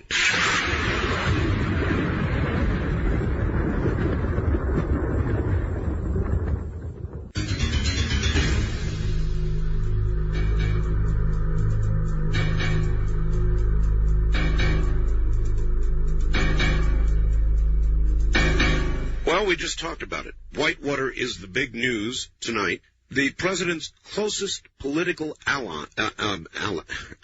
He's almost an alloy. Friend, Bruce Lindsay, is going to be named an unindicted co-conspirator. It involved seems to involve campaign loans during the time that Bill Clinton was governor of Arkansas. Lindsay handled many of those loans, so close to the press that not a move is made without him. So naming Lindsay is going to allow the special prosecutor to call him as a witness in the trial of 2 Arkansas bankers coming up, Herbert Branscombe, and as a matter of fact, officials are actually worried that he may still be indicted, yet may be indicted for possible perjury or obstruction of justice. The FBI tape thing is going on. 2 church fires, 2 black men have been charged in the torching of a black church in North Carolina last month. These are the first black men charged in the torching of a black church. AIDS news. Scientists call it a major advance in basic research into AIDS, molecules on the surface of cells that allow the virus to attach itself have been discovered. Now, it's very, very important if they can discover how the AIDS virus attaches itself to a cell, then they may be able to prevent it. And this is an important discovery down that road. It could lead to either a treatment or a vaccine for AIDS. A swarm of 90 minor quakes is hitting the Mammoth Lakes area again. So we have entered another time of quake movement, worry in the Mammoth Lakes area. One of these days, one of this series is going to result in something new. 6-point earthquakes all over the place. As a matter of fact, looking back through the 1st of May, there have been 10 6-point earthquakes around the world. This is probably a quickening item.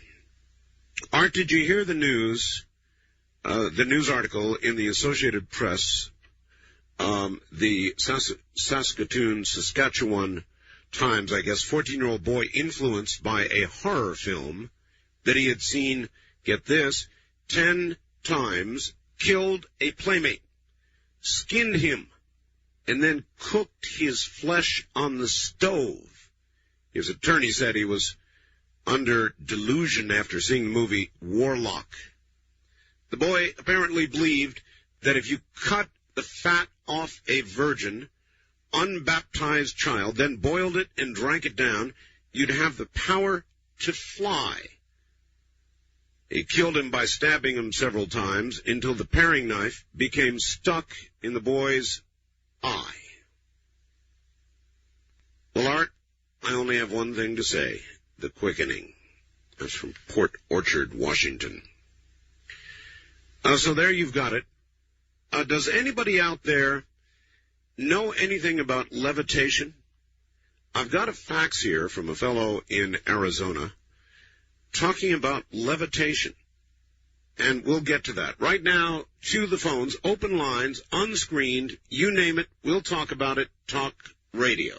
First time caller line, you're on, would have been on the air. West of the Rock, whoops, oh, I see what's happening. Let me do corrective surgery on my little machine down here, and meantime, we'll go over here. First time caller line, you're on the air. Hi. Hello. Hello. Yes. Turn your radio off, please. Got it. Good. Yeah, this is Fred from Maltby, Washington. Hi, Fred. I was going to call and find out if you'd heard about the new bonds the government's issuing. New bonds? New bonds. And a Gingrich bond. A Gingrich bond. Which has no maturity. A Dole bond, which has no interest.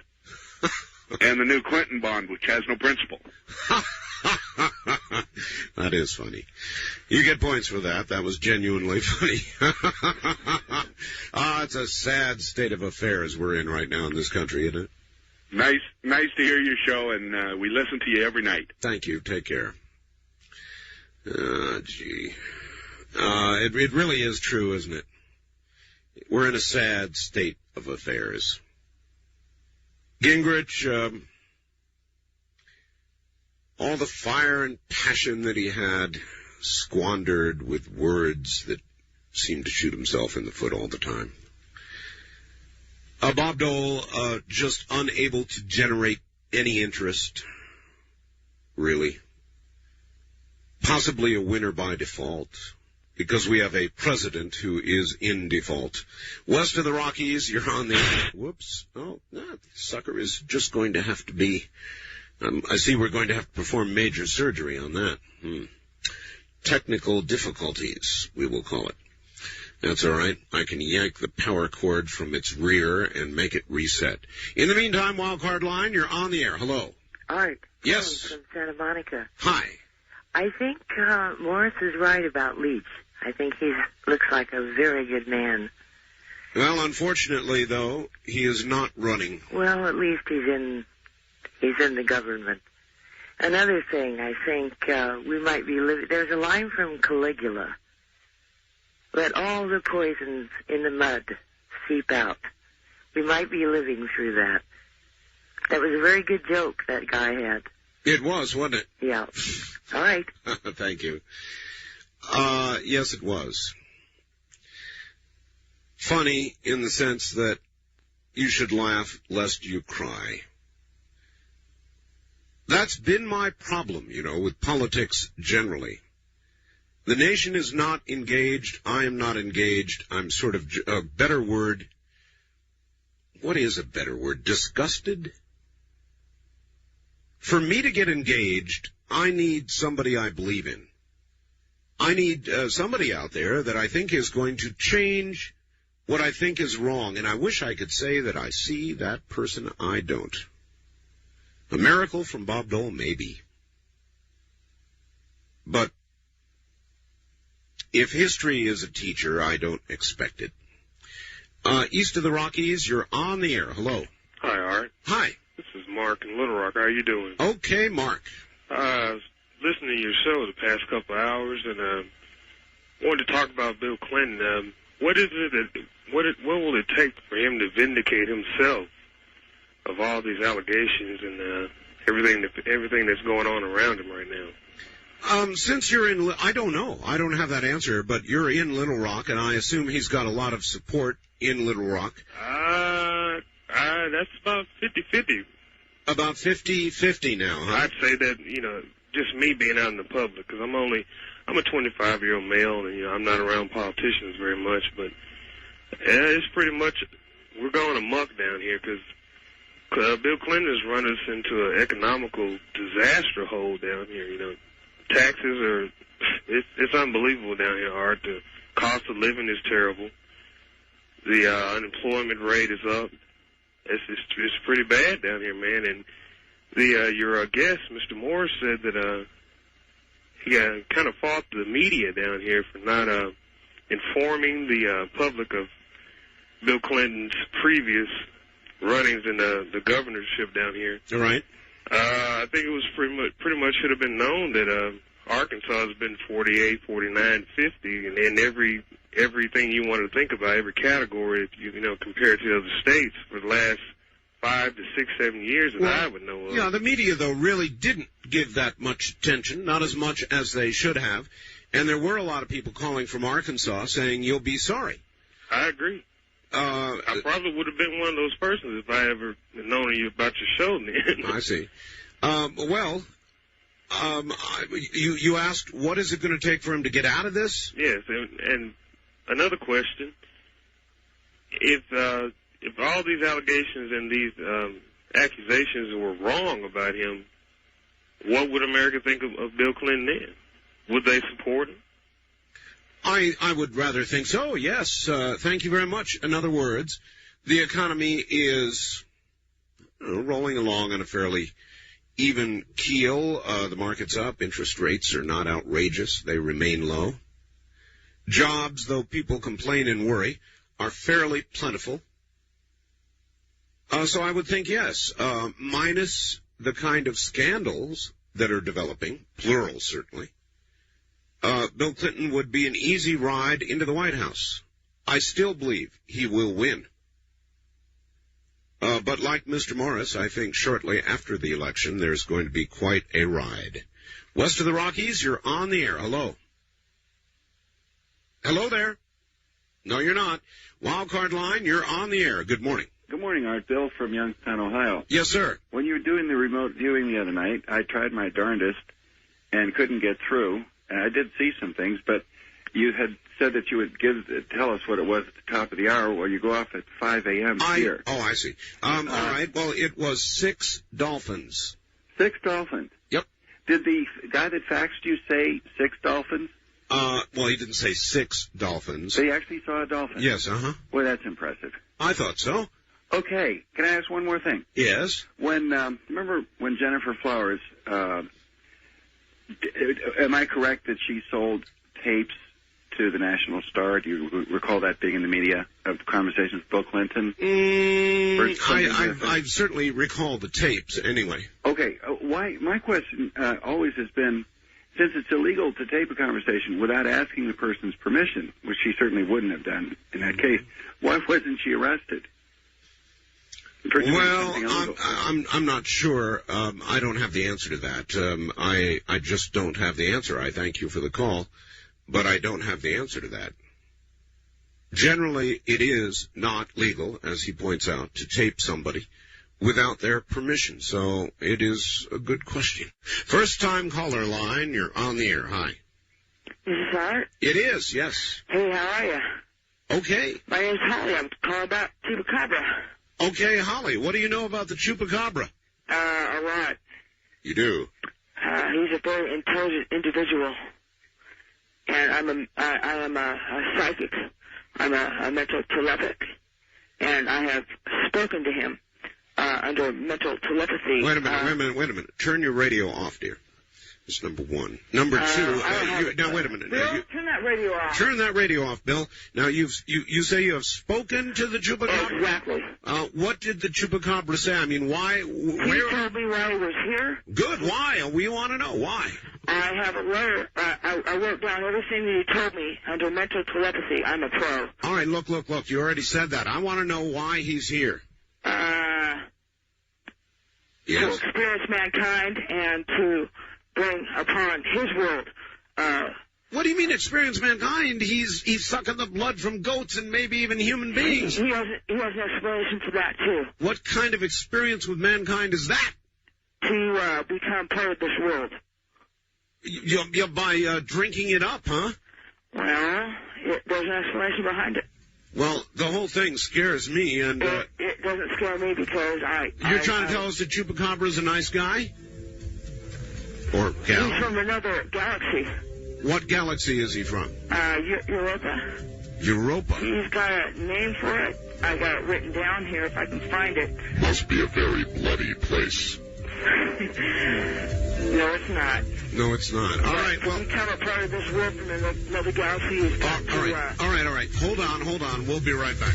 You're listening to Art Bell, Somewhere in Time. Tonight featuring Coast to Coast AM from June 19th, 1996.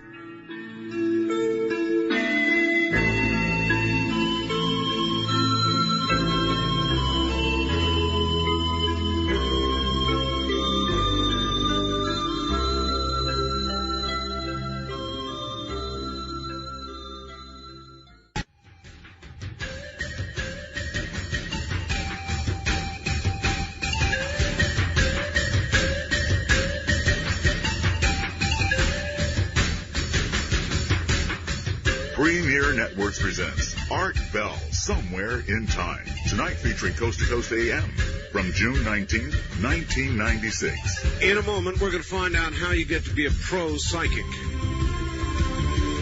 Which university gives a degree in that? And more about the Chupacabra.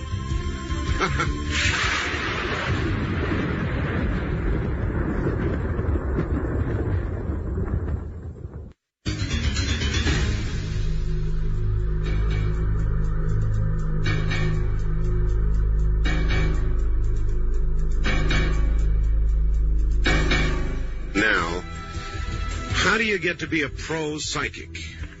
Are you asking me? Well, you're the psychic, right? All right. I don't know. It's a gift. It's a gift from God. Well, then you don't get like a certificate or anything. I don't know. Not really. Kind of. Okay, I understand. So it's just one of those things that is. I met the, I don't know what you call it, I conquered the Ten Commandments. Wait a minute. Now, what about the Ten Commandments? I don't want to get into it. Well, then, why did you mention it? Because it's how I did it. I can communicate with anybody on this earth through mental telepathy. Wow. Anybody I want to. Really? Because I was given the gift. All right. Well, then let me see you do it. Communicate with me telepathically. Give me a message. I love you. That wasn't telepathically. That's right. it. That's it. Your history. I love you is, as said out loud, is not a telepathic message. Now, if I'd cleared my mind and I'd have received an I love you telepathically and you'd said, yes, that was it or something, well, then fine. I could go along with it. But under these circumstances, I declare you not to be a pro. On to the next call. On my wild card line, no, the international line, you're on the air. Hello, Art. Hello there. Where are you? I'm up here in Everett, Washington, where they built Boeing 747. Well, I don't know how you got on my international line, but you're on the wrong line, sir. I appreciate the call. Thank you, but you're on the wrong line. West of the Rockies, you're on the air. Good morning. No, you're not. East of the Rockies, you're on the air. Hi. Hi, Art. Let's change the topic totally. You may have mentioned this a couple of weeks ago, but I haven't been listening as much as I used to. All right. Did you see the movie The Arrival? No, I have not seen it yet, but I saw the making of The Arrival, so I know what it's about. Oh, I mean, I assume that's something that interests you? Of course. I mean, have you had any callers call you up about it, or? Oh, yes. Is the consensus been that they like it? Yes. Good. See, I saw yes. it and I didn't like it. Oh, really? And I certainly don't mind those sort of things. What is it that you didn't like about it? Well, it opens, like, the build-up is good. Yeah. And it kept, so I certainly didn't have a hard time sitting there watching it. Yeah. But, like, when it's all said and done, you sort of go... Well, now, don't give away the end. No, I'm not. But I'm not one of those sort of people. Yeah, I don't allow that. I mean, those people ought to be shot. Listen, I agree. Right. I had a friend who told me the end of the movie The War of the Roses before I saw it. Oh, you've got to be kidding. Yeah, and I was like, That's loser. no friend. That's no friend. Oh, tell me about it. Yeah. But yeah, after all is said and done, and you're walking out of the theater, you go, did I need to sit through 2 hours for that? But now, did you ever get to see Strange Days? No. All right, come on, you're missing them left and right here. Well, I mean, that one's out on video. I mean, we talked about Seven a couple months ago. Yes. And I know you loved that one. I sure did. Okay. Last question, I'll let you go. Yes. Have you read Miss America by Howard Stern yet? No, and the reviews are so bad that I don't plan to. It was the fastest-selling book in the history of printing. Where is it on the bestseller list? Well, now it's gone because it's been out for like 6 months. Where was it ever? It was #1. When? All right, I'm serious now. You really... I know his other book was, but I don't think Miss America was it? Oh, I swear to God, Art, I mean, I'm not lying. You check it out. The New York Times bestseller. You swear on Robin's laugh it was true? What's that? You swear on Robin's laugh that it was true? I swear on Robin's breasts. Goodbye. She is endowed. West of the Rockies, you're on the air. Hello. Art. Yes. I didn't get to hear you say what your object. Dolphins, dear. Dolphins. Statue of dolphins. Oh goodness! And someone guessed it or Yes. remotely viewed it? Yes. Was your video on? No. And even if it had been, it would not have been in the field of view. Oh, okay. All right. Thanks. Goodbye. There is no such thing as levitation, says Bryn Marie. No spiritual teacher, yogi, paranormal event has ever proven itself to be a real, honest-to-goodness source of levitation. Every time a purported levitation is observed, with strict scientific controls, absolutely nobody does any kind of flying. That's very disappointing, because I got this fax from Gilbert, Arizona, which says, people who levitate often cannot control it. Some have levitated 12 cubits in the air when praying. The other famous levitators were St. Joseph of Cupertino, who used to fly around the church, even did it once in front of the Pope. It's not clear he could control when he did it. David Home could levitate by putting himself in a trance, once went out one window and came in another before members of the Royal Society. But he also was reported to be seen levitating 6 inches above the seat of his chair when engaging in animated conversation, apparently unaware he was even doing it. Some of this is also described in the Britannica article, and more details are in the Reader's Digest book, Mysteries of the Unexplained. Anybody out there know anything at all about levitation? Wildcard line, you're on the air. Oh, Art. Yes. Levitation. Yes. Levitation. You had the Graham on last night, which was fantastic. I wish you... Look, you're going to have to get into that phone and shout. Okay, I'm shouting. How's that? That's better. Okay. Now, I wanted to ask him some questions because in 1979, I was on a world cruise. We went to Egypt, and I went to the pyramids one afternoon. And there was a tour going up to the King's Chamber, and you climb up a kind of an incline, wooden incline. And as we were going up, I was at the tail end of this group. On my right, I saw this 4-foot tunnel which went to the Queen's Chamber. I was familiar with the layout of the pyramid. Well, why didn't you break away from the group and scurry through it? Listen. When they went up, I came back and went into the tunnel. You did do it. Yes, and I went into the Queen's Chamber, Art. Yes? Well, I used to do a lot of meditation, so I went down on my knees into the lying posture, and I went into meditation. And? And I left my body. Did you levitate? Yes, I did. Ask for levitation calls and you get them. No, I'm serious. You floated up above the base of the chamber. How far? Oh, right up to the ceiling of the Queen's Chamber. What did it feel like? Did it feel like flying? It just felt like I was completely free. I was just completely free now. Well, you were free of gravity. Well, I was free of everything. Spiritually.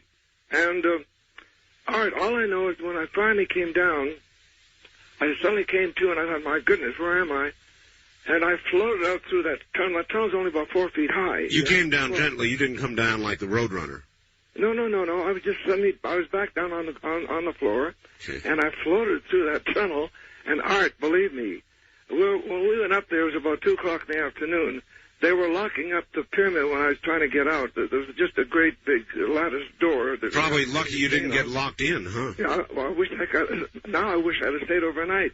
But I yelled at the man, and he let me out. And he kind of looked at me like, "Where did I come from?" And I just kind of floated to a cab, and got in a cab and went back to the ship. Now, for about 3 days after that on the ship, Art, when I was walking on the deck, I felt like I wasn't touching the floor. Do you know what Maybe you weren't, and maybe you were levitating. Well, there you go. Boy, you talk about levitation, and here come the levitators. Just floated about 6 inches above that teak deck, huh? West of the Rockies, you're on the air. Hello. Hi, Art. I was trying to call you for like 40 minutes to find out what the object was you were doing with the viewing thing. I just said that on the radio. No, but let me tell you something. So what I have to say to you is invalidated because... Yeah, that's right, it is. But I want to ask you a question. What? Because I saw some other stuff, too. I want to ask you, these dolphins, as you were facing them, were they at different levels leaping from, like, right to left? That's right. And were they, like, bronze or gold plated? That's right. And I didn't get... But all of this means nothing after the fact. Yeah, but I saw something else. Did you have, like, a basket and a kettle? Well, the base is kind of like that, yes. No, I mean separate items. No, I did not. Okay. All right, so that's done. I mean, forget it. Anybody calling up now to claim that they saw dolphins a-jumping is just, forget it. Forget it. After I've announced it, forget it. All the Johnny and Joni come-latelys who want to say, I saw it. It was dolphins. Come on, give me a break. If you didn't do it then, you sure can't do it now. Wildcard line, you're on the air. KQMS, in California. Well, hello. You know what? When you did the remote viewing, I was too lazy to get out of bed and draw. Yeah, here comes another one. Yeah. I just did fish, but that's not what I want to say. Yeah, no, No, wait, now listen. Means nothing. I saw a picture of Mona or somebody who looks like Mona Yes. on the beach wearing a white shirt and a bikini bottom, looking over to her left, wearing a hat, and it was a black and white picture, and the beach was partially shaded. That's actually what I saw. That is interesting. I'll tell you why. We have never published that photo, but Looking to her left, and I can't. I have a photograph of exactly that we took in the Caribbean of my wife. Really? Yep. That's what I really thought.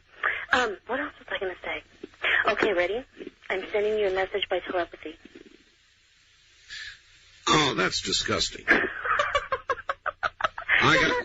was it now? I gotta go. Thanks for the call. I think I got that one. On my international line, you're on the air. All right, I called in on your wild card. No, again, sir, you're on the wrong line. The wild card line is area code 702-727-1295. Call that one. East of the Rockies, you're on the air. Yes, Art. This is Ray in Missouri. Yes, Ray. You've read the Bible, right? Yes, I have, Ray, several times. Yes. Now, you ever read the part where it says Armageddon? Yes, what about it? Well, what if, this is one of those things that make you go, What if all the armies of the world are gathering together, just like in the movie Independence that's coming out, Independence Day, to fight against aliens? Mm-hmm. Well, what if they do? Well, I mean, doesn't that make you think what could possibly cause all the armies of the world to gather together to fight something? That'd be about it. That's the same thing Ronald Reagan talked about. A common threat, as though we need some kind of a common threat. And I suppose that we do, don't we? We need some kind of common threat. Something that would make us all gather together and say, we must all fight it or we'll die. Well, maybe we'll get it. West of the Rockies, you're on the air. Hello. Hello? Hello. Hi, Art. Hi. This is Bonnie, and I was just calling for my sister. I'm really nervous right now. Oh, don't be nervous. I've never actually done anything like this before. Really? Yeah. That's what they all say. So I've been listening for a while, and mostly in the car and everything. And I have some important questions to ask for my sister. She's doing a lot of girls said that to me in a car when I was younger. I've never done anything like this before. But my sister wanted me to ask you a few questions because she's busy at her art table right now. All right, ask for your sister. Okay, and her first question was, how would violet skies affect photosynthesis if it would? How do what? Violet skies. Violet skies? Yeah, there's a planet somewhere, and it had violet skies. How would it affect the photosynthesis of the things? Well, it would depend on the makeup of the nature of the violet light. I would presume there would be a very great effect indeed. Okay. Would there be any of your listeners or anything that would be able to probably grow violet plants? Grow violet plants? That's all I don't have the answer to that. I don't know. And do you think the atmosphere of a violet sky or whatever, I don't know if that has anything to do with atmosphere or anything, but would that be able to support life as we know it? Well, I guess it would depend on whether the oxygen content and other elements were similar to what we have here. So the answer is if it did have those elements, then yes. If it didn't, then you'd have little violet creatures. Okay. All right? I have a few more questions. Is that okay if I go really fast? Well, let's hear them. Okay. How would 23 moons affect the planet, and how small would the moons need to be, or how large the planet to keep the gravity about the same as Earth? Where do you get these questions? My sister. And where does she get them? She created a planet for this comic book she's doing because she's a comic book artist. And so she wants it to be as real as possible and to be feasible to live and support life. I see. 23 planets, huh? I mean, moons. Yeah, moons. Moons.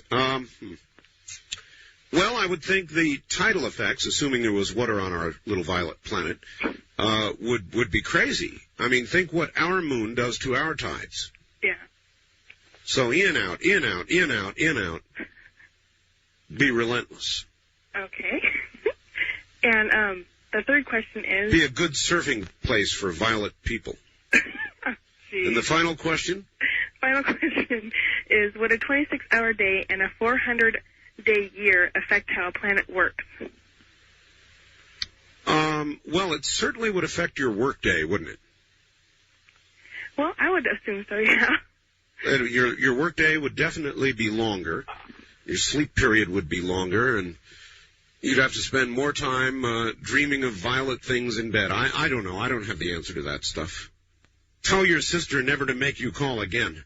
First-time caller line, you're on the air. Hello, Brother Art. How you doing? This is Jerry calling from Houston. Hi, Jerry. First-time caller. I've been Yes, sir. a listener of yours for a long time. I really enjoy your program. Thank you. I have a question. It really pursues with a lot of the subjects that you've been bringing up. I'm very open-minded when it comes to UFOs, alien beings. I'm a very big Star Trek fan. I understand the possibilities of it. However, I kind of have another hypothesis that I'd like to throw at you and get your opinion on it. Yeah, go ahead. I feel that there's a possibility that what we are seeing, as far as the sightings, the UFOs, and the experiences, are perhaps an indication of an event that's coming up. That in the future, once we learn to break the time barrier going forward and back in time, there are historians that are coming back to observe the prior time, the 50, 100 years prior to whatever. Oh, you know, I saw a movie like that recently. It was about some people that were tourists in time, and they would come back to a time just before there was going to be a great catastrophic event, like, you know, a meteor or an asteroid plowing into Earth, and they would pick a safe location far enough away, and they would watch it, because in their future world, nothing bad ever happened, and they were bored to death. And so they were tourists in time to watch tragedy, so they could, you know, they could sort of get off on the misfortunes of others. Well, if you think about it, it would make sense. Do you want to hold during the news? Absolutely, I'd love to hold. All right.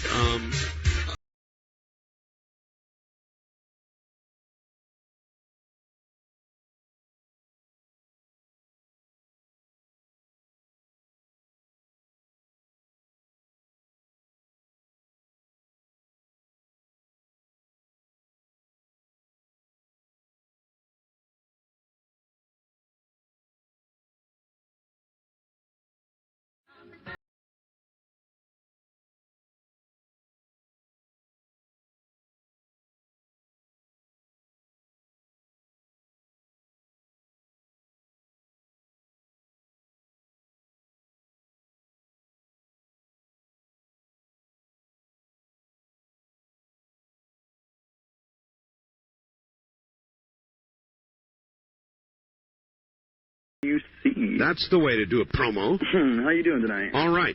I'm sure you get tired of hearing that. I called you the other night to find out, you know, what your stand was on cannabis, pot, hemp, marijuana, whatever you want to call it. I told you. Yeah, and I was wondering why you weren't more involved with getting it out there and getting the message out there, and maybe... Well, because I don't feel militant about it. I mean, that's my position, but I don't feel like I should be out marching for it or anything. Oh, true, absolutely not. It'll happen. But you know, pot will be decriminalized and separated eventually from the rest of the drugs. Then they can perhaps have a meaningful drug war if we ever get a president who wants to wage one. True. I mean, eventually it has to happen. I mean, with $100 billion a year going out for nothing, you know, without stopping anything, there's no way to stop the supply, you know, as long as there's a demand. Yeah. Never. Yeah. And somebody like you, though, who has the huge audience that you do, I mean, there are several of us here that sit around smoking all night listening to you. You do? Yeah. Because it's wonderful. Does it make more sense? Pardon? Does it make more sense? Not really, but it allows us to sit back and actually concentrate instead of dealing with all the dreariness of the day. We focus in on you and everything that you have to say, and sometimes we don't agree with it. Sometimes, you know, we think you're wrong, but... you know, you're putting your opinion out there, and that's what counts. Do you ever levitate? Oh, no. No, huh? Nothing along that way. You never get that high. Pardon? I say you never get that high. Oh, no. We have sent some seeds as of today and about a quarter ounce to you. I beg your pardon? We sent you a package today. It should be there in about 4 or 5 days. The new demon. Have you lost your mind? You're sending marijuana through the mail? Oh, absolutely. You've lost your mind. No way. There shouldn't be anything wrong with that. I mean, they come with the tax. Until the day that you dream of comes. Well, the gentleman that sent it to you is an authorized cannabis dealer from here in Arizona. He has the tax license. He sent the appropriate tax stamps along with it. I'm not an authorized cannabis receiver. So you're not going to enjoy that, huh? I think they're going to nail you guys, is what I think. Oh, no. I also think you're lying through your stone teeth. Oh, okay. You take care then. All right, goodbye. Lying through his teeth. East of the Rockies, you're on the air. Well, hello, Art. Hello. Hi, my name's Dale. I'm in Bradenton, Florida. Yes, sir. And this is about this Major Dames thing that I've been listening to. Oh, yes. Yes. I got to tell you, I've listened to you for a long time, and this thing, it scared me first, and then I went into kind of a panic. As they, if this guy is right, what are we going to do? Well, I don't see it that way. There's no reason to panic. I don't know whether he's right or wrong, but I do what I do, live it a day at a time. If we're all going to go away in a big gust of wind in a few years, then that's the way it is. So. Well, that's true. But after that, Art, it was more of an anger that what I was feeling, and I'll tell you why is. He tells us to move north and dig a hole eventually. Yeah, that's right. That's about right. Well, I just can't buy that. I think that he knows a lot more about this than what he's letting on. And the thing that upsets me is the taxpayers paid for all the research. Yes. Well, now, wait a minute. Now, a lot of what he said the other night came from SciTech, which is a private corporation. Yes. Okay. What he learned for the military, a lot of which he cannot talk about. But what the information he gave you came from private work. Well, I understand that. That didn't. The research that actually set this thing up came from. Well, yeah, but so what? I was a medic in the Air Force. If I had, as they were trying to get me to be, become a doctor's assistant when I got out of the Air Force. I got training in the Air Force, and I applied that then to a civilian position. There's nothing wrong with that. Well, that's true, but I think that knowledge is not just power, but I think it's also responsibility. If he does know more than what he's letting us know, he should. I think he should help. Well, he told you what you need to know. I mean, how do you figure you're going to make out in, of all places, Bradenton, Florida? I have not a clue. Well, I do. We're talking clean sand dunes here. Right. That's true. That's right. Well, what do you think about the idea of him publishing like a survival guide? Well, I don't know. I guess it would be appropriate. Well, I think so. I mean, the only thing that he's told us is a vague reference to moving to Switzerland or going up north and digging a hole. Well, are you going to go north and dig a hole? I really don't know what. I think what I'm going to do is wait and see if some of these signs that... Where would you go, Jacksonville? Well, probably have to go a little farther north than that, I think. Probably somewhere up in Michigan or someplace. Way up in Michigan? I would think so. Probably the Upper Peninsula or something like that. Well, that's a hard move from Florida. Yeah, it is. But, what are you going to do if all these things start coming? Somehow I see you with your car all packed up and stuff hanging off the top and a bunch of shovels in the back. There you go. All right, sir. Thank you very much for the call. I don't know what to advise. Go north and dig a hole. Or you could ride it out down there in Florida. Wildcard line, you're on the air. How you doing, Art? Okay. Let me tell you, I got to apologize for about 2 weeks ago. I called you up and I told you a joke about a product called a Chupa Carbra. Yeah, I remember. And you took it personally. Yeah, I remember. Yeah, I got to apologize. It wasn't meant as a cut on your Geo. Well, people just are relentless with me about my Geos. I love Geos. I don't care what anybody says. Yeah, nothing wrong with saving a bunch of money on gas, is there? Not in my opinion. Yeah. Anyways, about what Major Dean said. Yes. Doesn't that go along with what Gordon Michael Scallion has been talking about. Yes. And I called you a long time ago, and it was about 4 or 5 months ago, and I made a comment about... Also goes along with what a lot of my Native American prophets have been saying. Sure. Anyways, called you a long time ago, and I made a comment about how Charlie tends to lose his composure. He does. You can tell exactly how worried he is by the octave that he reaches. Yeah, that's about what you said last time I talked to you. And I suggested to Charlie, if he's still listening, which he may or may not be. I usually go to bed because when Charlie calls, it's about the highlight of the evening. But if he's still listening, when Charlie calls, is the highlight of the evening? You can count on it. It's like clockwork. It's always between on Pacific time, it's always between midnight and maybe 2 o'clock at the latest. If that's the highlight of your evening, you need a life. Well, I love the way you cut on him, man. Well, you do real well with him. Oh yeah, it's almost too easy, actually. Yeah, I know it. And, like you were saying, he has been losing his composure and panicking, as you say, lately. Sure. With all the new scandals that have been coming up in the administration. That it reminds me of the Watergate days. Every day now there's a new headline, a new scandal. I mean, we're going to have a book of scandal, just a directory to scandals here pretty soon. Well, I was only 5 years old when I was privileged to see some of the Watergate stuff on TV. And that was before I was politically aware. So. Oh, I bet a 5-year-old really just got into that. I changed it to like The Price is Right or something, Well, actually, Watergate was something like that. First-time caller line, you're on the air. Wow, Art Bell, I got through to you. Yes, you did. Where are you? This is Dean, almost said my last name. Dean in Blaine, Minnesota. Blaine, Minnesota. Yeah, I'm a UPS driver. And I listen to you most all the night. A lot of us do, and we get pumped up listening to your stuff. I don't even know what to talk about now. But well, I've got a question for you. Yeah. Why do UPS guys leave? I know what you're going to ask. Block other people in Double Park.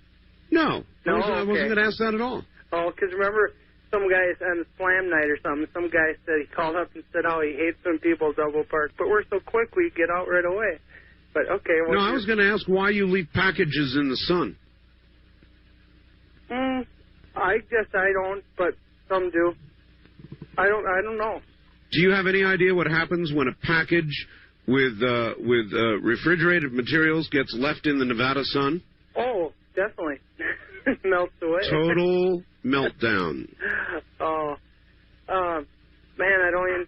You know what? I wish your show was on in the daytime so more people would get aware of this. You try to tell people who work days what's going on. The show wouldn't work during the day. And they just don't believe it. Yeah, that's right. That's because it's so different than what they're doing during the day. Yeah. I was online and I was looking through your thing about how their deficit's going up and up and up. Yes. And I tried telling some people, they can't believe it's that high. There's got to be something wrong with that. That can't be right. Wait till the announcement of the devaluation. Thank you. You just wait for that. One day you're going to wake up and you're going to find out suddenly your dollar is worth much, much less than it was the night before. You don't think that can happen here? Mark my words. East of the Rockies, you're on the air. Whoops, would have been. Wildcard line, you're on the air. Hello. Rittmeister Gerhardt, conservative in California. Yes, Hickmeister, what's up? Cruising through the skies looking for liberals to shoot down. And, see, that right away, that sounds mean-spirited, Rick. Oh, yes, of course. Hey, I got to tell you, I'm proud to say that when Clinton loses, when he chokes, let's say, the chicken bone in his throat is going to be called California. He went down to Mexico and he apologized almost on his knees to that venal, corrupt, two-bit government down there. Apologized to the people of California voting for 187. Well, and still, we have not forgotten that insult. Bob Dole was here today. Well, it's still not law, is it? Well, let's wait. Let's see what happens in the Supreme Court. You know, Bob Dole was here today. Yeah, I heard that. And he was saying something very much in tune with that. So the conservatives are really going to turn out in California because of the CCRI. It's going to be big time in California, and Clinton is going to choke. I mean, by the time the scabrous, corruption-ridden Clintonistas in D.C. are through the next couple of months, they are going to be so busy trying to defend themselves from every single direction, not to mention the direction of Paula Jones is looking at them.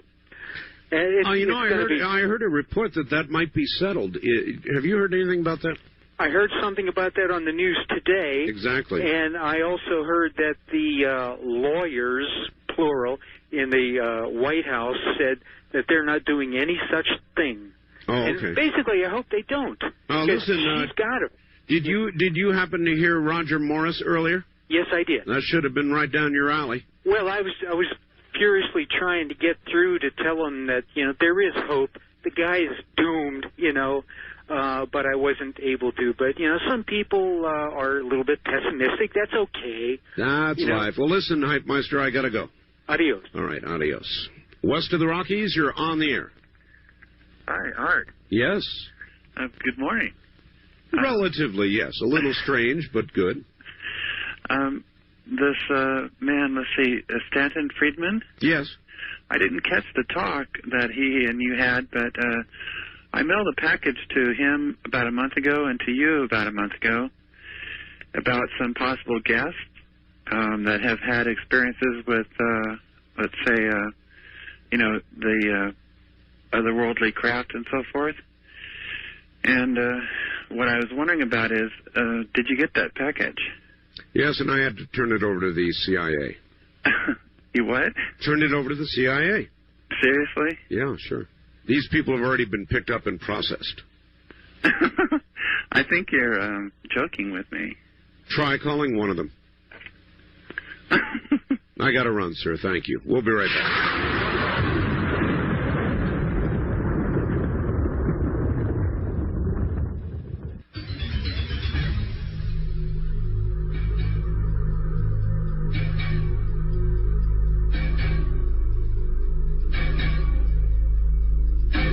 Wildcard line, you're on the air. Hi.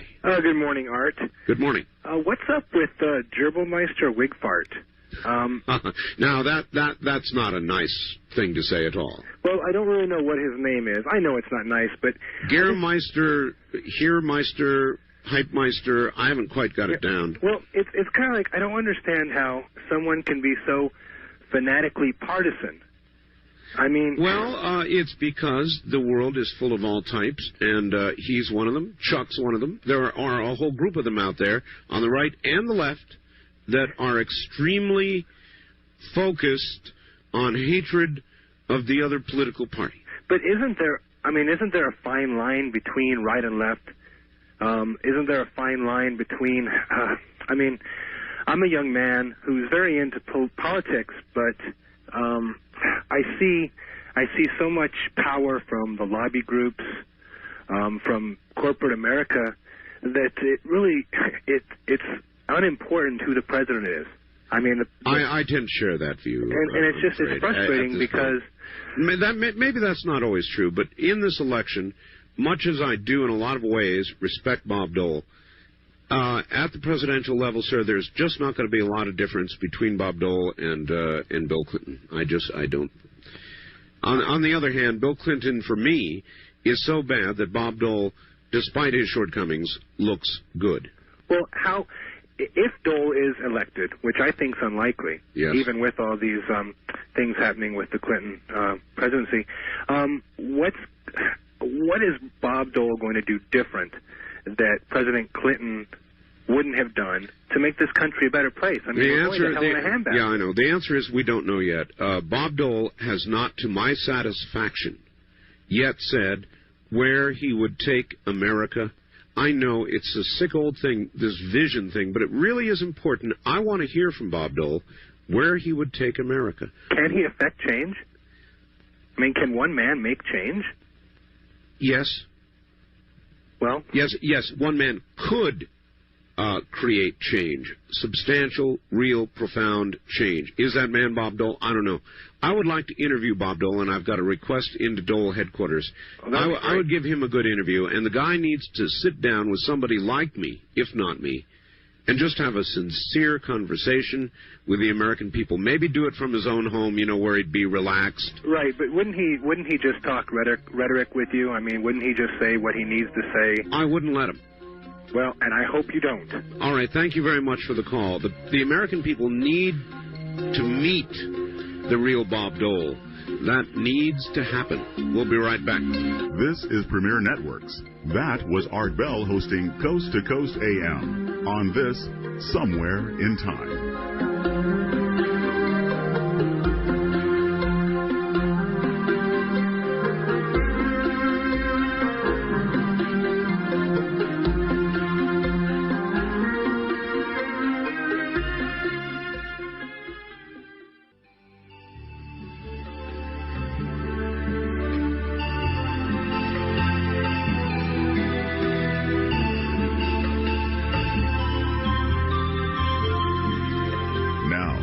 Take you back to the past on Art Bell Somewhere in Time. You ought to thank this radio station because it cares enough for you to have live talk radio on for you instead of regurgitated, recycling, relentless, repetitive repeats. Yes, live right here in the middle of the night. I like this fax. Check this out. Art, if I was Hillary's political advisor and a Bill Clinton strategist, I would advise Hillary, if backed into a political corner in Whitewater, Nannygate, Travelgate, Filegate, or Fingerprints on Documents Gate, whether billing records or FBI files, cry. The answer is to cry. And what would that affect you? You guys out there? You real men. Would it affect you if Hillary cried? Now, wait a minute, I gotta get my Hillary voice. I can do it. Let's see, we go up here and we get to about right there. I didn't mean to do it. I didn't. It was a long time ago in Arkansas, and I didn't mean. What about it? Would you guys melt as tears coursed down the cheeks of one Hillary Clinton? East of the Rockies, you're on the air. Good morning. Well, good morning to you. This is Gladys from Sparta, Tennessee. How are you? Sparta, Tennessee? Yes, in the hills of Tennessee. I wanted to ask one thing and then talk about something else. Would that be okay? Yes. The guy who was talking about marijuana. Oh, yes, the one who was going to send it to me? They're against smoking, but how do you smoke marijuana? What do you mean? Well, in other words, I don't even know how do you have to smoke cigarette tobacco with marijuana, or do you just smoke? No.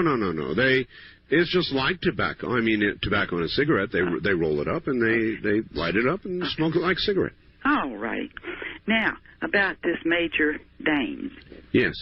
I'm just fascinated. But, have you ever heard of the treaty that United Nations had the United States and Soviet Russia and other countries sign in 1977 about weather modification?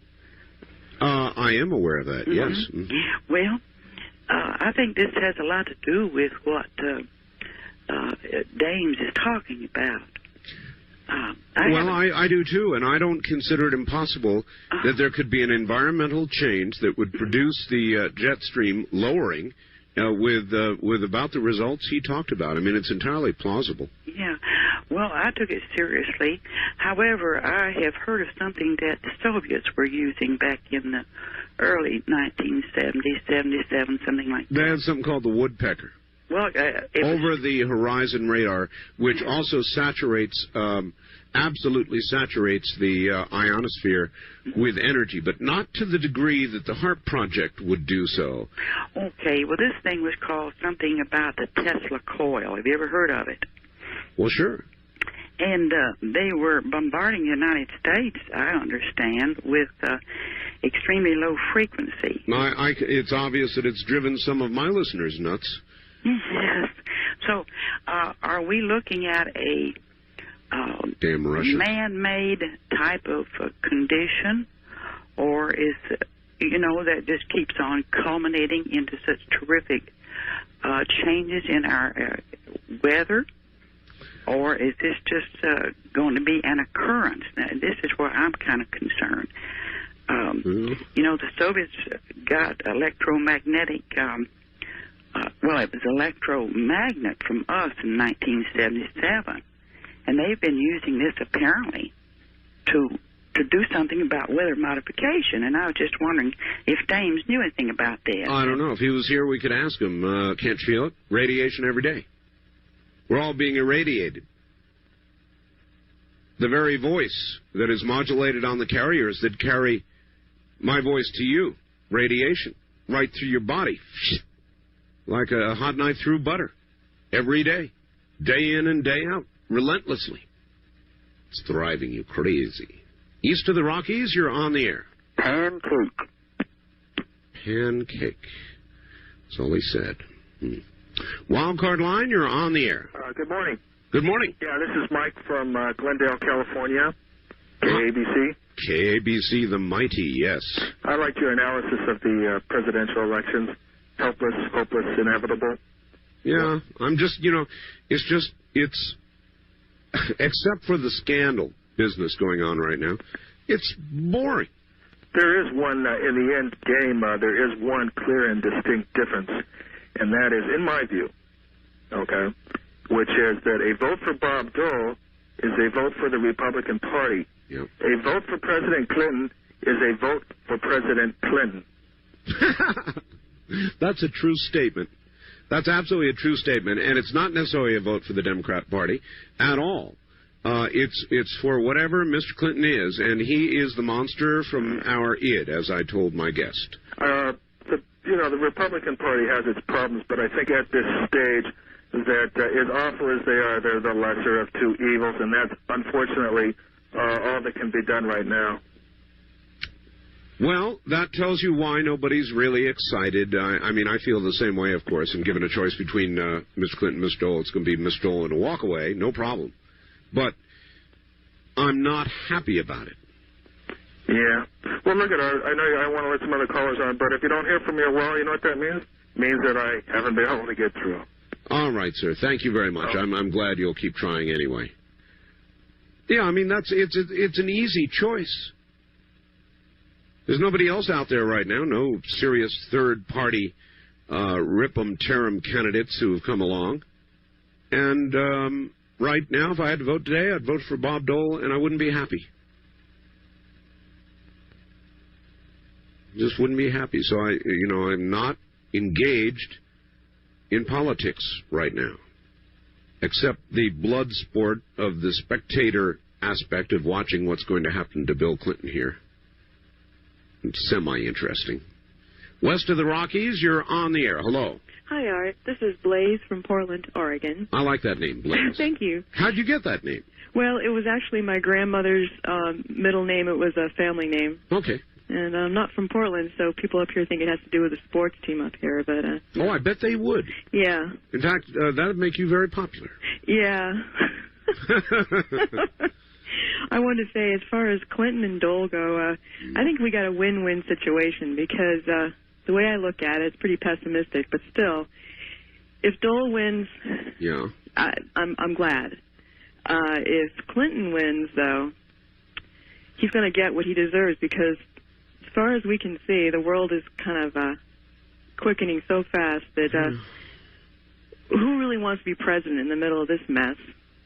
You know, we'll get to see Clinton with his hair all messed up, you know? You know what I'm saying? Yes, there is that, but I mean... There's kind of a sadistic pleasure in just watching Clinton... well, that's what I just said, the spectacle. Exactly, the spectacle of watching, you know, Hillary shed her crocodile tears and... oh, by the way, were she to do so... Oh, no. No, huh? Oh, it would be so stupid. Tears from Hillary wouldn't... it would make it worse. Believe me. I want to say one of the things that charming young fellow that called about their marijuana thing. Oh yes. Living up in Portland, Art. I'm a musician. I look like a rock musician. I'm always getting offered all kinds of stuff. It's a very liberal state, and I'm really sick of it. They have hemp festivals up here and everything. Hemp festivals? Yeah. And there's so much hypocrisy associated with the whole legalized marijuana movement. You wouldn't believe it's... I just stay away from it completely. I've seen so many, especially guys, really feminized by smoking it physically. They get they get a lot of female characteristics, physical female characteristics. Breasts. Yeah, they get breasts, and their sex drive goes down the tubes, and they get real giggly and they also get real mean-spirited, real kind of bitchy. And I would just say to those guys, if they're still awake, if the government wants to legalize it, they're going to do it whether you want to or not. And no movement of a bunch of guys, a little bunch of space cadets, is going to make a difference. If they want to, what's the nice word? If they want to disable, the youth of America, yes, they'll legalize marijuana. Might as well drink straight shots of estrogen, huh? That's right. And these guys are stupid, let me tell you, I don't look like any church lady either. They think they know who's liberal, who's conservative. No, they don't. Everyone's up here. They're constantly offering me petitions for the Green Party, no one ever offers me any. I say I'm a Republican. No way, man. How could you be? You're too Really? cool, man. Really? Yeah, people are. I have to say that conservatives may be naive about some things, but I think for the most part they're a heck of a lot smarter than liberals. Liberals are naive. Yeah, I really thought those days had almost gone, but I guess maybe not in Portland. No, Portland is a mecca of stupidity as far as I'm concerned. But I mean, there's a lot of nice people here too. Don't get me wrong, but there's a lot of stupidity from what I feel is just the liberalism and the lack of sophistication up here. So. Well, I really appreciate your call. Thanks. You. And, guys, remember what it is she says you're doing to yourself.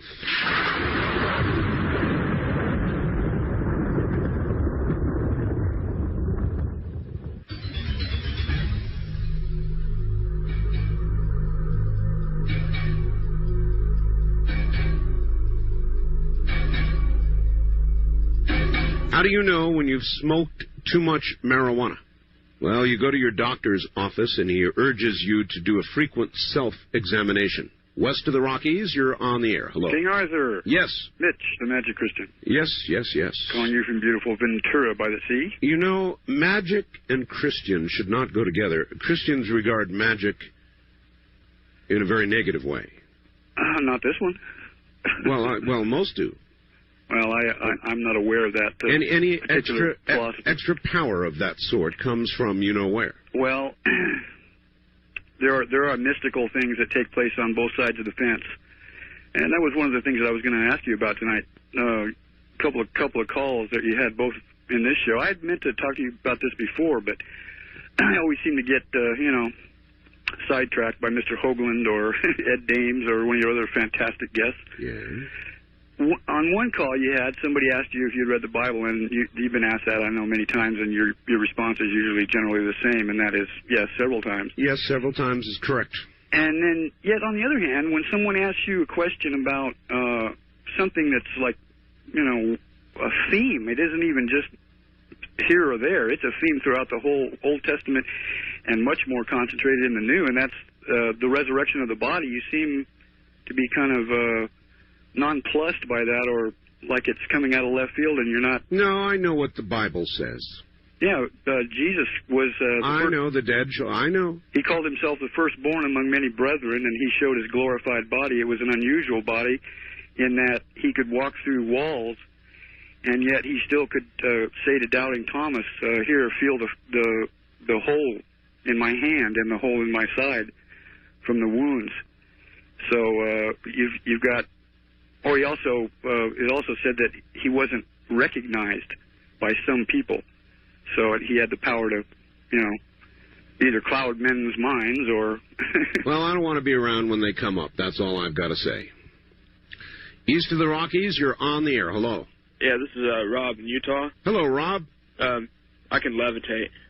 How far? Well, only a few feet, and it's only for a couple seconds. And, you mean you plunge down or you come down easily? Well, it depends. Because the way my power works is I kind of bend at the knee and forcefully exert myself up. And you push up? Yeah, and then, I levitate for a few seconds. Are your knees still bent as you're levitating, or do they straighten out? Well, I can straighten them out. You can straighten them out? Yeah. And you can hang above the floor or the ground by several feet? No, it depends on how far, how much force I exert with my legs. I'd love to see that.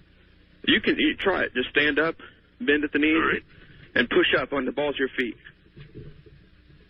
My knee cracked. That's about the only thing that happened. My knee cracked. That's the only way I know if people levitate. That's it, huh? Yeah. Well, then, maybe there's one part of it that I must be not doing right or something. Now, on the other hand, if I crouch down and bend my knees and spring up very quickly... You levitate.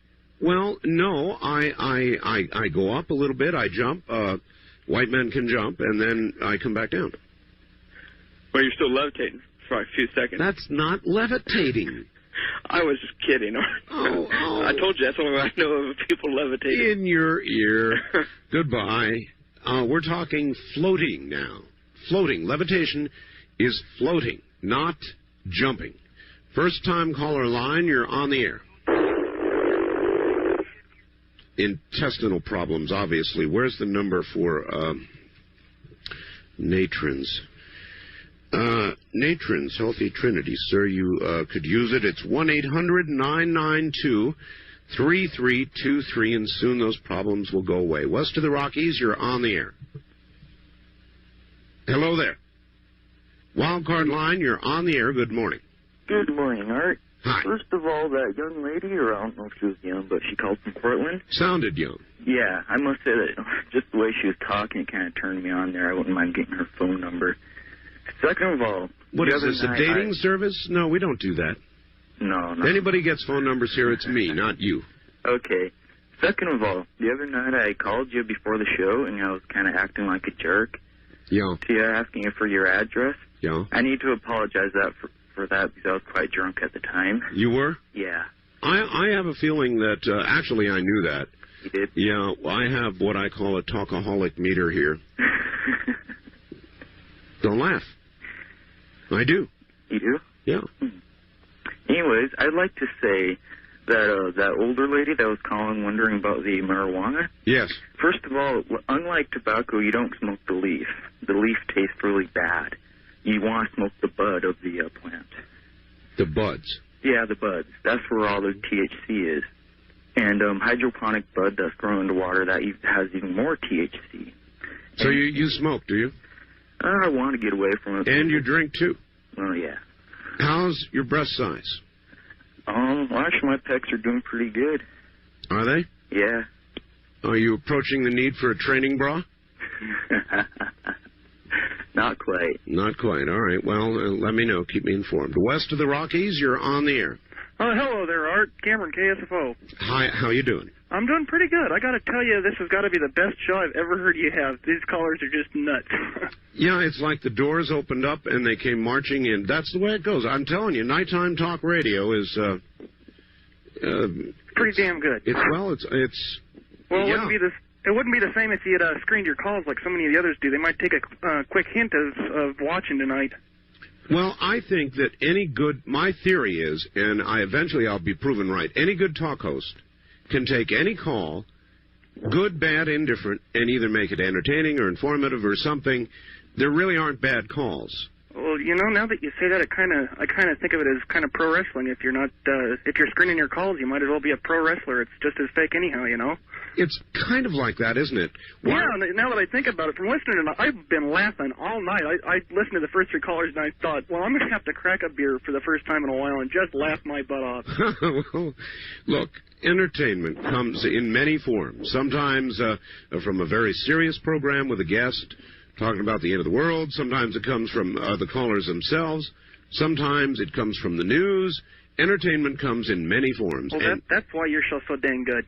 You see, you actually got me to make up a couple of resumes from listening to you For the past year, I made up a couple of resumes to send them out to the radio stations around California. I sent one into KSFO. Haven't heard from them yet. But you wouldn't necessarily start with a KSFO size. No, yeah, I know it was huge, but I had to try. You've got to go to Bloomberg, Arkansas, you know.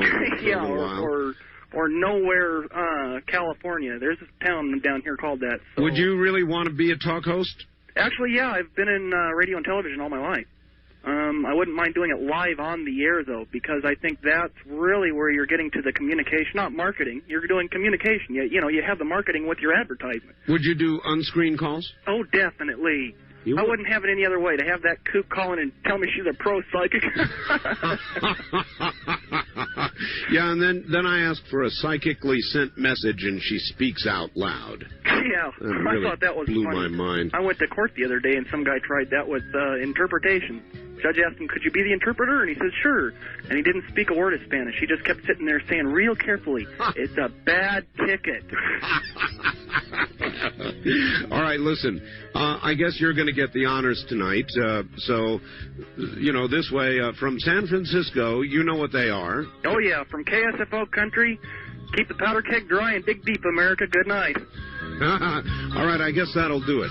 Listen, don't forget, everybody, tomorrow night, Luba will be here. She's going to talk to us, Luba Brezhnev, that is. She's going to talk to us about Russia.